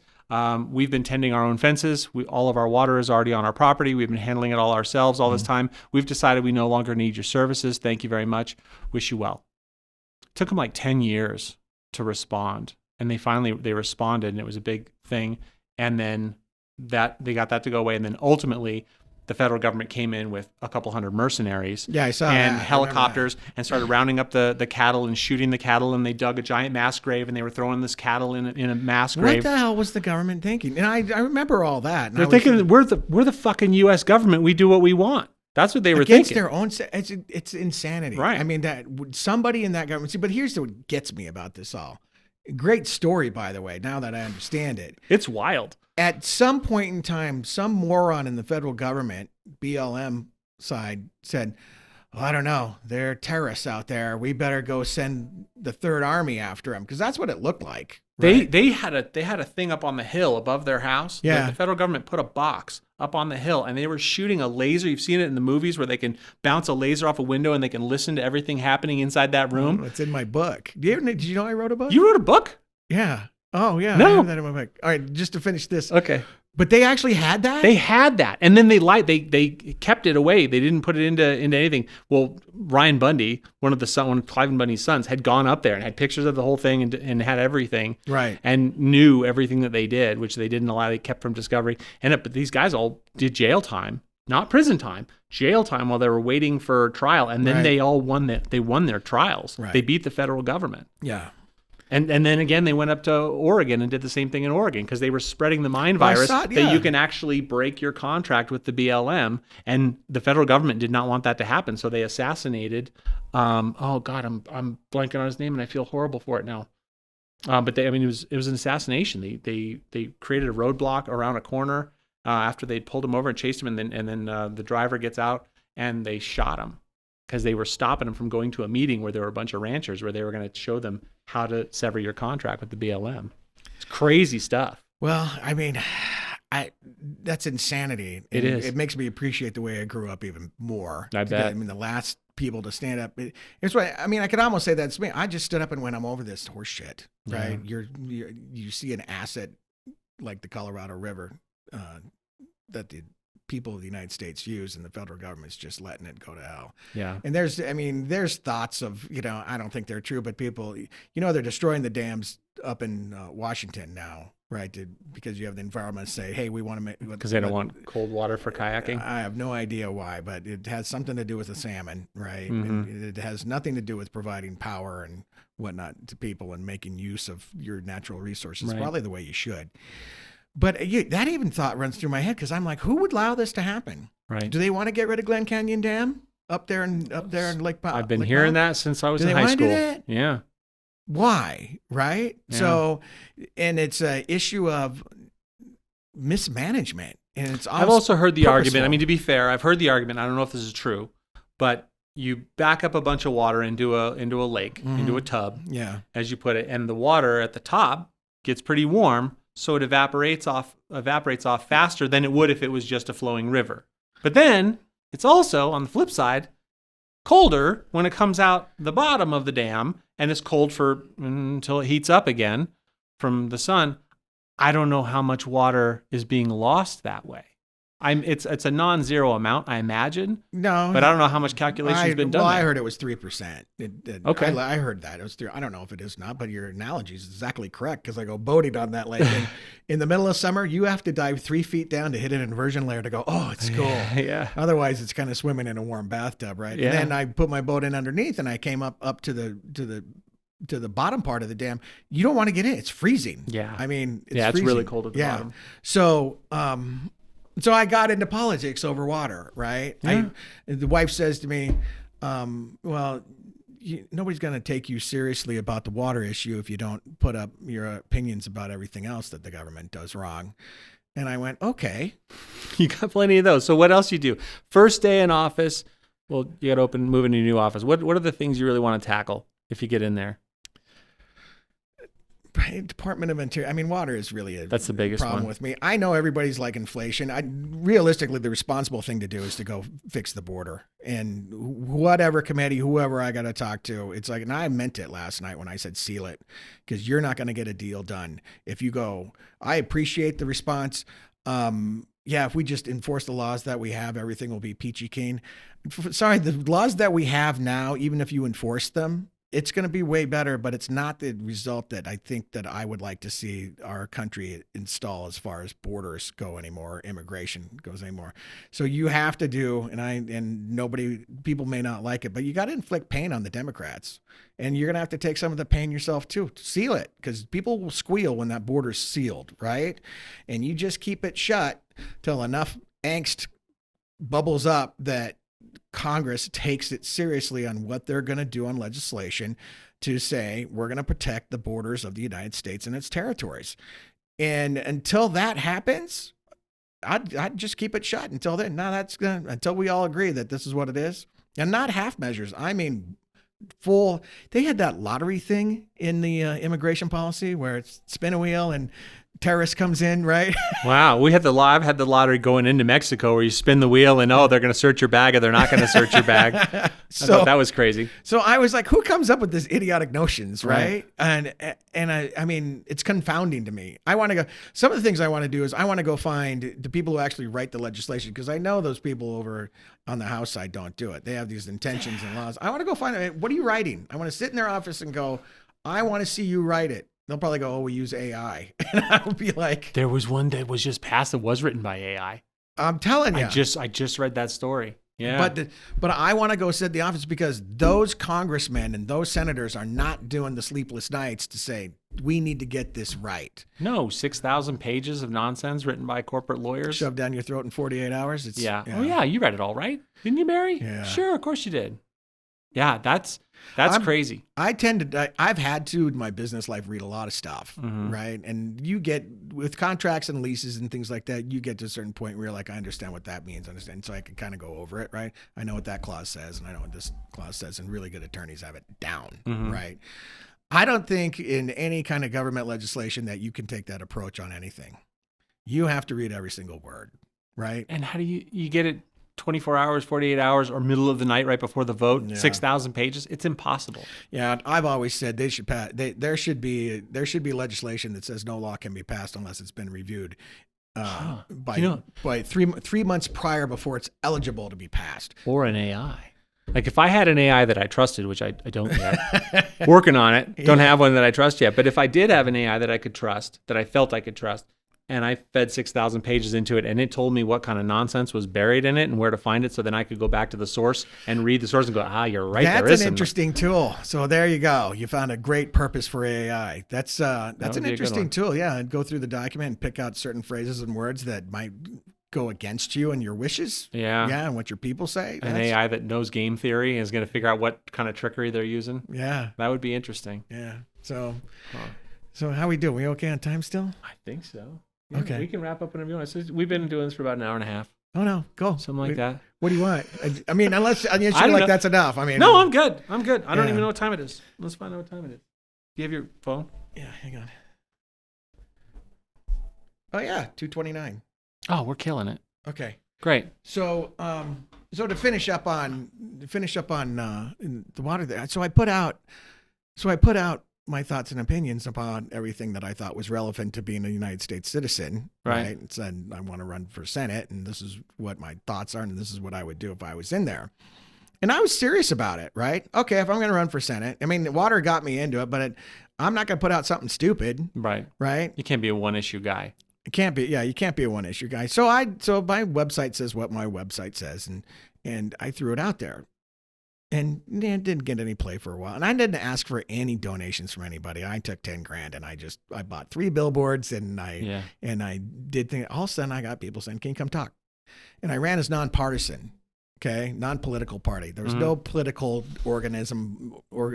organization behind me. There was nothing. It was just me. And me going down and signing up was funny because they're like, go down to Secretary of State in March to sign up and say, hey, I'm running. They're used to seeing all the political parties come in, even Independence, Green Party, all this other type of stuff. And I'm very big on doing research. And I walk in there and they go, oh, so you want to run? I go, yeah. They go, what? U.S. Senate. Republican, Democrat? I go, no. I literally said this to him. I said, I remember in my 8th grade civics class that I could run for any office in the United States, just me. Right? Yeah. Like, just me. Yeah. And they looked at me, they're like, what? I said, I can run for any office in the United States, just me. I don't have to have a political party. And one of them looked at me and she goes, you're absolutely right. And so she says, we don't have a handbook for you. I went, what?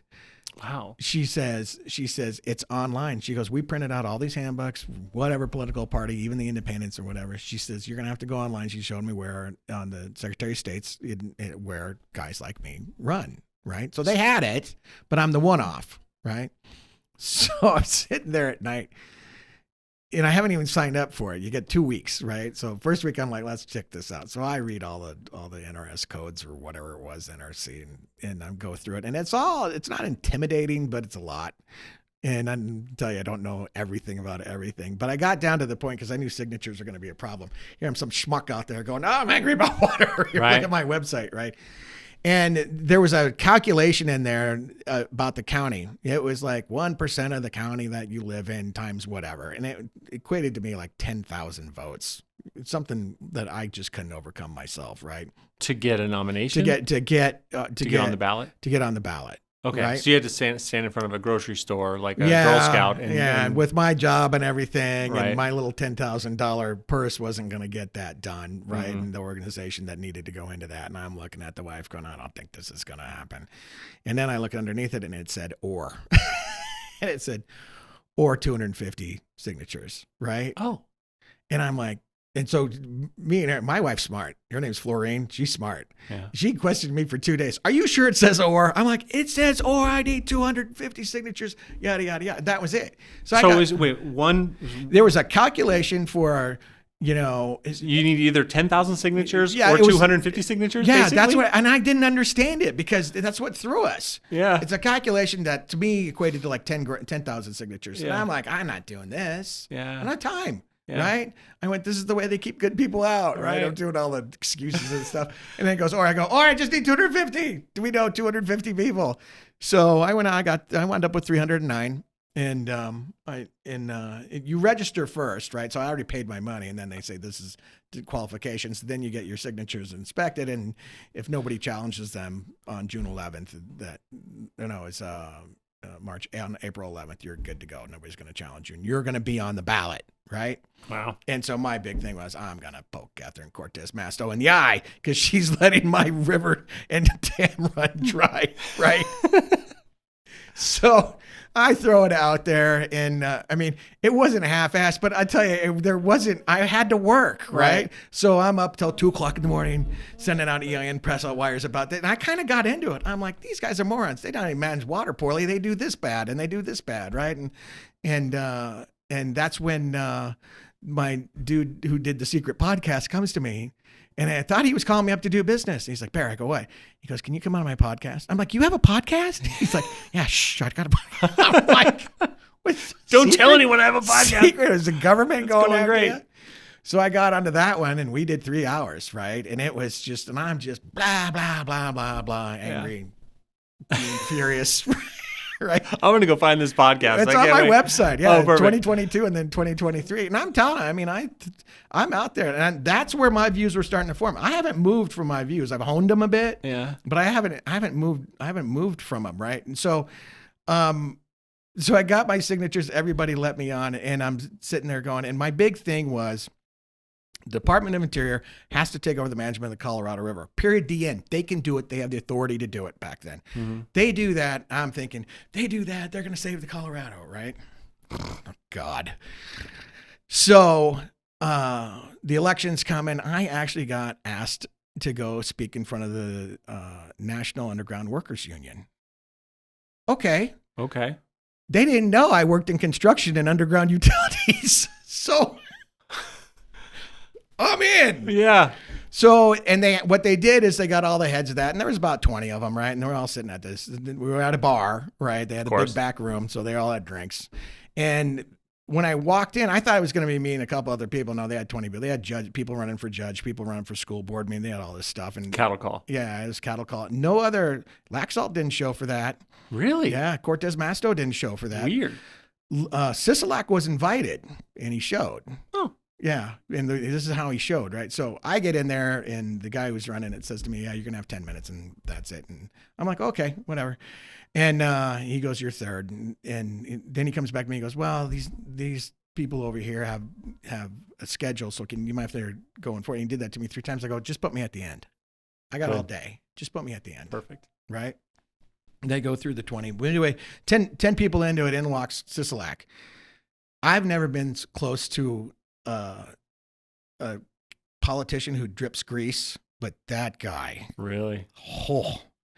So I'm standing, and he wound up by standing next to me giving the speech. I'm like, okay, he's got 10 minutes. Half an hour later, right? All he could talk about is how great a governor he was and how great he did with COVID, right? Wow. I'm like, what planet have you been living on, dude? Right? And so they all give him the clap, and he goes off. And no one would give that guy the clap. I was waiting for the joke. I was in the back of my mind. I'm like, oh God, did I just say they gave him the clap? Has he been in a herd of sheep? So anyway, so he exits. They do the other 9 candidates, and I'm last. And you were supposed to send a bio so they can read it, right? And I didn't do it. I'm like, if the guy's really interested, he'll look at my website, right? Mm-hmm. I'm just gonna get up there and tell him what I know. And so the last person speaking, and the guy comes over to me, and he's a millennial. He's younger. He's in his 30s, I think. Mm-hmm. And he's like, man, he goes, I went through your website, like deep. I went, you did? He goes, yeah. He goes, I think you're the best fucking candidate out there. Wow. I'm just trying to solve a water problem. Yeah. He goes, you got it going on. I'm like, wow, thanks. Right. Yeah. Cool. Okay. So, he gets up to introduce me. He takes 5 minutes to introduce me. I mean, it was just like the most glowing report card you could ever have. Wow. I love the man. He was fantastic. Yeah. Right. So then I get up to talk to these guys, and since I speak their language and I know what lines in the construction budget they live off of, Yeah. I start quoting them. All of a sudden they're all like, and remember, they've just been abused by 21 people. Oh yeah. And then all of a sudden they're like, what? I go, yeah. I go, I used to work in your industry, guys. I know that your pipe's way too expensive now. I know that your copper is being stolen from your lamppost because, thieves know that there's a lot of value in that. And I said, it's ridiculous. I said, but I'm not going to be like Sisolak and talk about the past. I'm going to talk about the future. I mean, this is in 2022. Mm-hmm. I go, you're going to be laying off people. I said, you're going to be shrinking your fleets. You're not going to be able to buy fuel. You're not going to be able to do that. And there's always one guy in the crowd, right? He's like, nah. I go, just you wait. I said, inflation's coming. It's going to punish us, right? Because I go, prices are too high. We did too good a job as consumers. Everybody made money, and the federal government hates that. So they're going to come back and punish us by racking up interest rates. I said, and what that's supposed to do, singularly, is create unemployment. I said, and that's how you get rates back down. And so you're going to get punished, and you're going to get punished, and you're going to get punished. And I'm doing all this. It was like a deity was walking out of there. They're like, well, I know their business, right? But in finance. Yeah. But there was a guy in there. He's like, no way. Huh. I hope they have me come back this year. Yeah. Because I'm telling you, if they don't have a government contract, and luckily for Vegas is good at remaking itself. So like they got Elon Musk boring machine going, and they're redoing this and they're redoing that. So Vegas itself will have work, but the peripheral of it, not so much. So I wanted to make this point with you too. I keep going to these things we talk about. I'm like, oh, do we finish that? Okay, let's go on to this one because we got to talk about this. So things picked up. People started calling me. I did a few things, not a lot, right? And it was like they put my face in the paper next to Cortez Masto and Laxalt, and I was like, hey, look at me. Cool. And that's when I had people in my industry call me. They're like, I didn't know you were doing this. I said, well, I'm angry about water. Yeah. So, okay. We'll still vote for you because we don't like anybody. I'm like, oh, okay, well, that's on you, right? So we get down to 30 days out, and people at my website actually had got a good fair amount of traffic. Mm-hmm. And between the 30 days out and election day, 95% of the questions asked of me, what's your position on abortion? 37,000 people visited my website that month. And the number one question was, what's your position on abortion? You were right last night, the way you positioned that in your non-rebuttal. Right. That is the hot item. I'm in media with a man bun. Yeah. I get sent all the text messages and from every place. Right. And that is the hot item that the blue team is using. It is going to be, and it shouldn't be an issue here because the way we've arranged abortion within our state laws, mm-hmm. right? Mm-hmm. Nobody should talk about it because you can come here and do it, right? And, but they use that to vilify people. Mm-hmm. And it's like, it doesn't matter.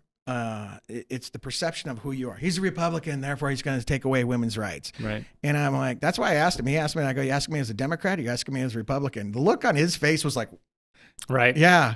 Eddie, and I think it was Eddie that asked me. Yeah. He was like, where is this coming from? Yeah. Right. Yeah. And then I had to explain it to him. I'm like, if you're asking me as a Democrat, you're asking me about women's civil liberties and women's rights and women's right to privacy. I support it all. Right. Absolutely.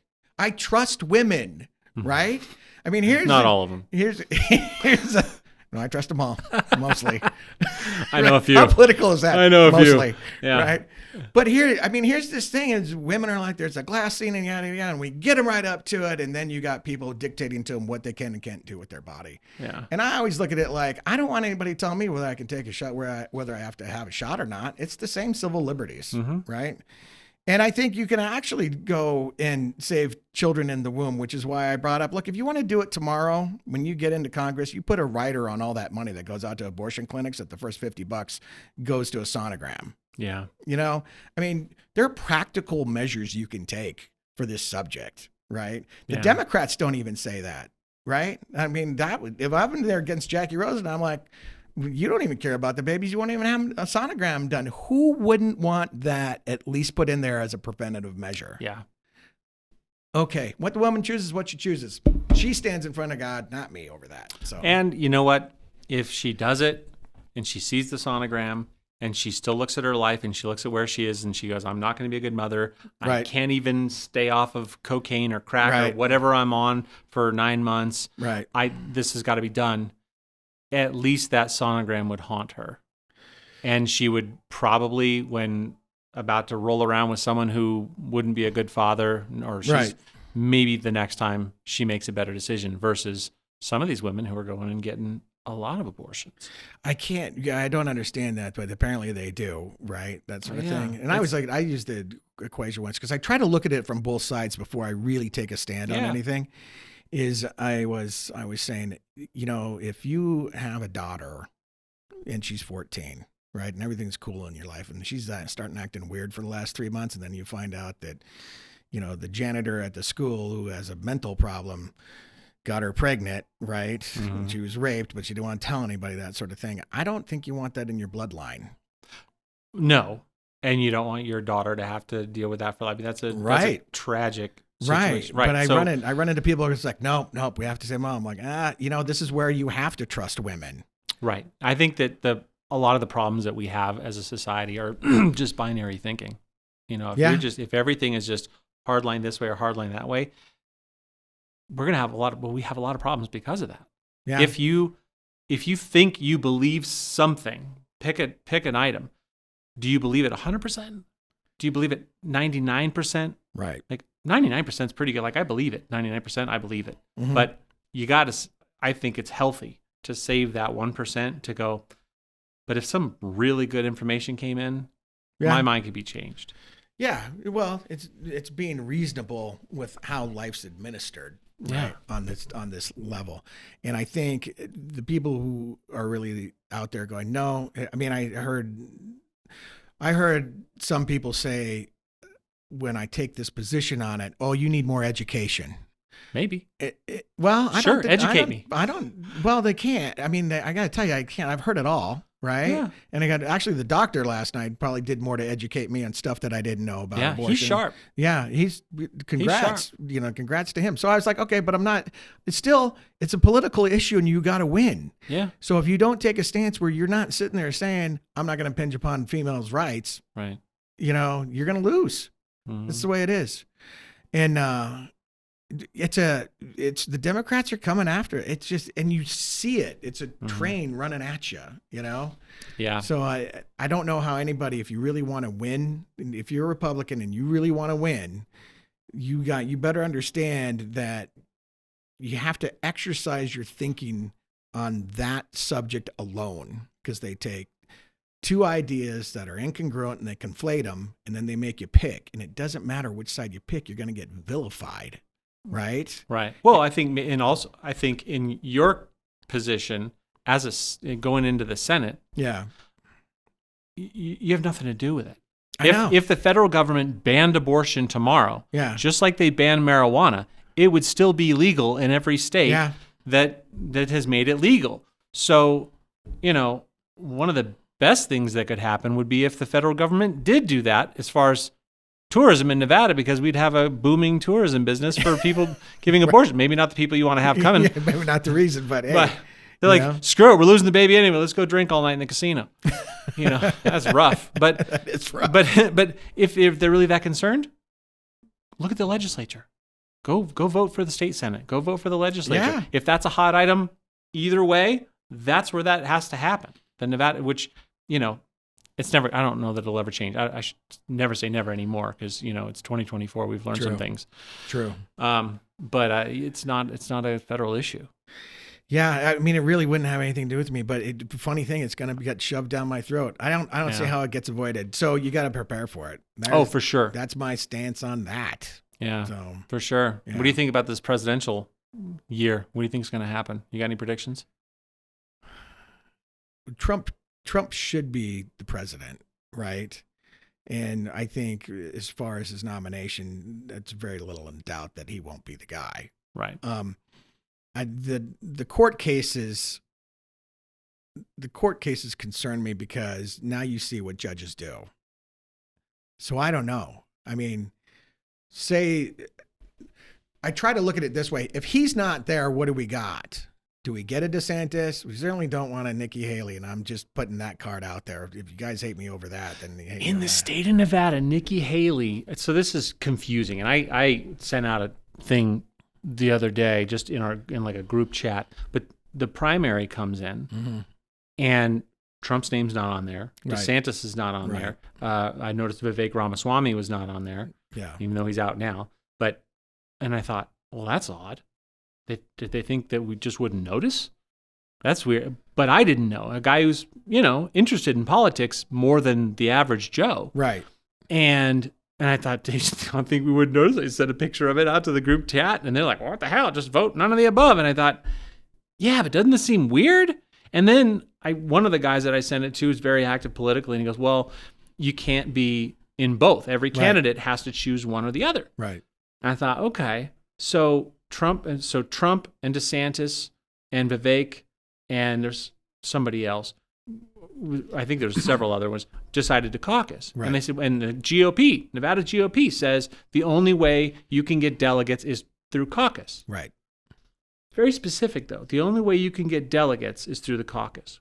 Does that mean that's the only way a nominee can be determined from the state, or does that mean that's the only way you get delegates? And I guess I'm just curious as to why Nikki Haley, as it seems to be the establishment candidate, she's the one that Raytheon wants. Yep. She's the one that all the big guys want.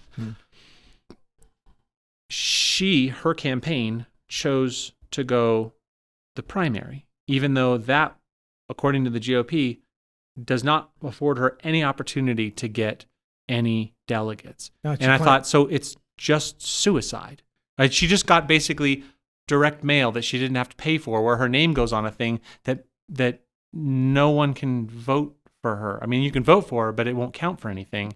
If the implied story, the whole thing is crazy. Well, it's strategy on her part. What does she get from it? She gets to say she won the Nevada primary. And mark my What's that words. get her? She's not going to get free coffee at Starbucks for that. No, what that gets her is most of the people across the United States outside of Nevada, they don't know this. So if she gets to go out there and crow to 49 other states that she's won the Nevada primary, she may get some swag for that, right? So that's how many other states split it up like that? Is it just Nevada that did it? No. There's There's I don't know which one. Because then Trump is campaigning on the year of caucus. Yeah. Or he's pushing caucusing. So yes, because you're supposed to limit the influence from the outsiders like the Democrats or somebody else. You are Republican when you're in a caucus, right? They make sure that under lock and key. That's the thinking behind it. What Mike McDonald says is that all the shenanigans that are going on out there in primaries now, that he's getting people calling him going, how do we start a caucus in this state and how do we start a caucus in that state? And I remember him saying it, but I don't remember which states he was saying and or which ones have it. I wouldn't be surprised, depending on how this goes, if more states the next election cycle pick up a caucus rather than a primary, because the primary apparently is too easy to manipulate. Right. With universal mail-in ballots, you think they could manipulate that? Well, so yeah. So I mean, but you flip it to the other side, you're going to have other Republicans going, well, wait a second, that just means you're going to have a hand-picked GOP candidate, right? Nobody's really going to have a say in it. So you're back to square one, right? No matter what. And here's me. I'm trying to just run my own campaign. You tell me where to show up. They were saying you can go to the primary because people want a voting record. Right. You can go to the primary and vote. You vote none of these above, so you can send a message to the state that you just wasted all this money. Okay, I actually like that. I probably will wind up by doing that, and then I'll go caucus and vote for Trump and get him in. Yeah. Mm. Yeah, I just found the whole thing interesting, and I understand it came from the Democrats, and I guess there was some spin that was going on there, and so because the Democrats wanted it, it became universal. That it kind of got force fed. I just don't know. The whole thing's crazy, and I try to keep my tinfoil hat off on things like this. But when Nikki Haley's on the primary, I was thinking, keep it on. It's just wild, man. She's looking for anything to claim a victory, so that's why she's doing it. It just seems like the more tinfoil hat you are, the more right you are. For the last few years, anyway. Isn't that a scary thing? The conspiracy theorists seem to be right more often than not these days. I hate it when you sit there and you finally come to the conclusion. You're like, I never thought that was true, but I can see how it could be true. Mm-hmm. I could actually see how that, whatever we're talking about, could be true. And that's when you go, oh, Jesus. Yeah. And if that, then the next, and then the next, and then the next. Like, okay, JFK. If the CIA really killed JFK and got away with it, right, then they took over. They proved their spot, and they took over.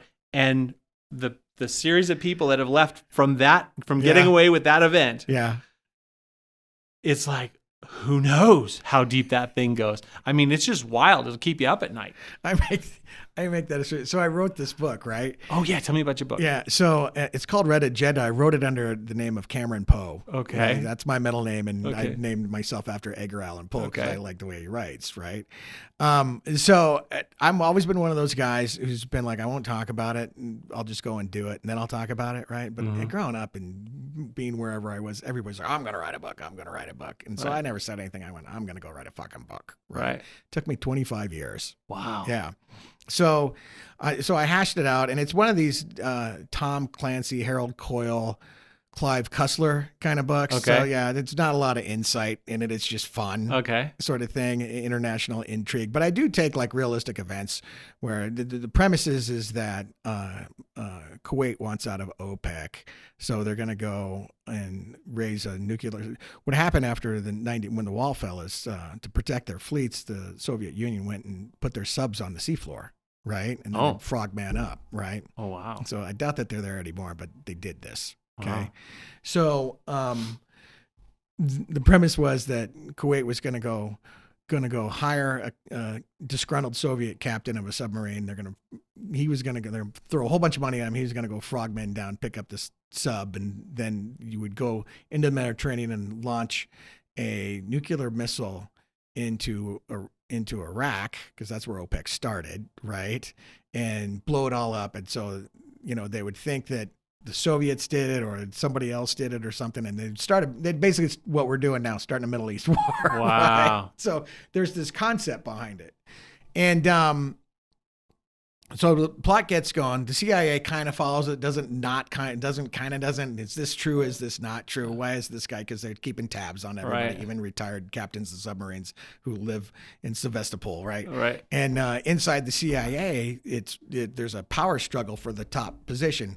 One golden boy does everything right, and then this old crusty guy from the 60s, right, who started in the CIA when it was first being formed. The good old boys. Yeah, the guy, and I named him Levi Karp, and he has a bull penis cane that he walks down the hall with, right? And I have him there as he reflects on the JFK assassination. He's like, didn't shoot straight enough or something like that. I mean, I wrote it so long ago. So when you're talking about that, I'm like, yeah.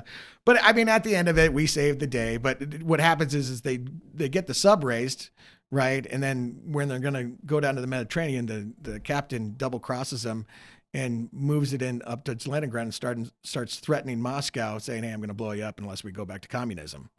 Wow. And so then there's this big secret standoff with, the United States Navy, and you got all this stuff, and you got a guy buried who went undercover, and he's buried deep on this high-tech sub that they were developing. I mean, it was really fun to write. But you do that, and ultimately somebody's going to read it, and you're like, I don't know if I want to drop my drawers this way, right? Right. So I sent it off to an editor and paid for an editor. I'm like, tell me the truth. And he sent me back an email after 2 weeks, and the first sentence in it was, I was with you all the way. I was like, oh, There's changes I had to make, but I'm telling you what, there wasn't much blood on the page. So I put it out to be published, right? Because you can self-publish now, just to see what would happen. And, I lost more than I made on it. And the only other funny story, and I liked it. People read it and they're like, hey, that's kind of cool.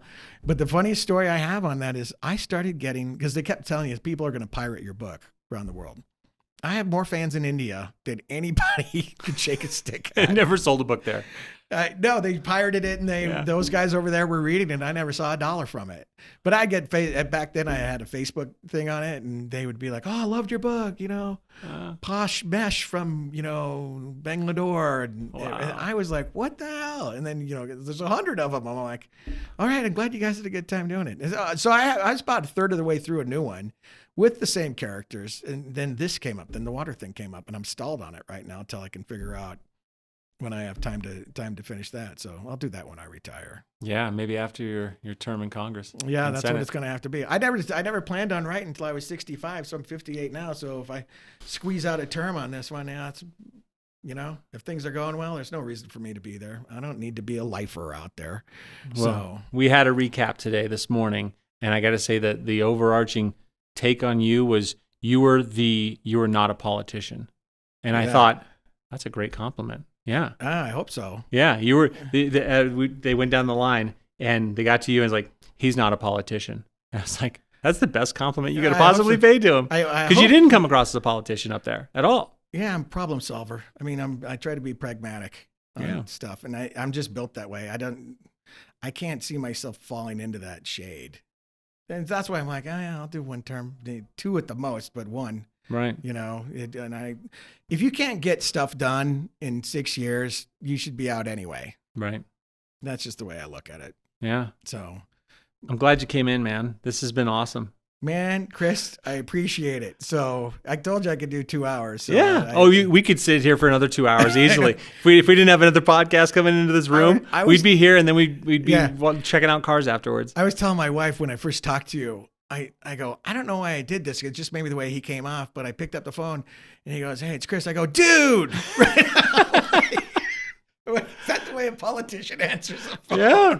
And I'm like, well, I guess you're right. I'm not. But I mean, I hope that comment resonates with people that he's not the cookie cutter thing. So You're not. Yeah. You're not. Anybody out there, go see this guy speak live. You've done a couple hours with him already, but no, I got more of them on the website. And you'll see me actually form and get a little more honed on my message. And I don't mind people seeing that. I know a lot of politicians are like, I have to be this way and I have to be stiff and I have to project this. And I'm like, no, I'm a problem solver. And you know what? We may fuck a few things up, but we're going to solve a problem.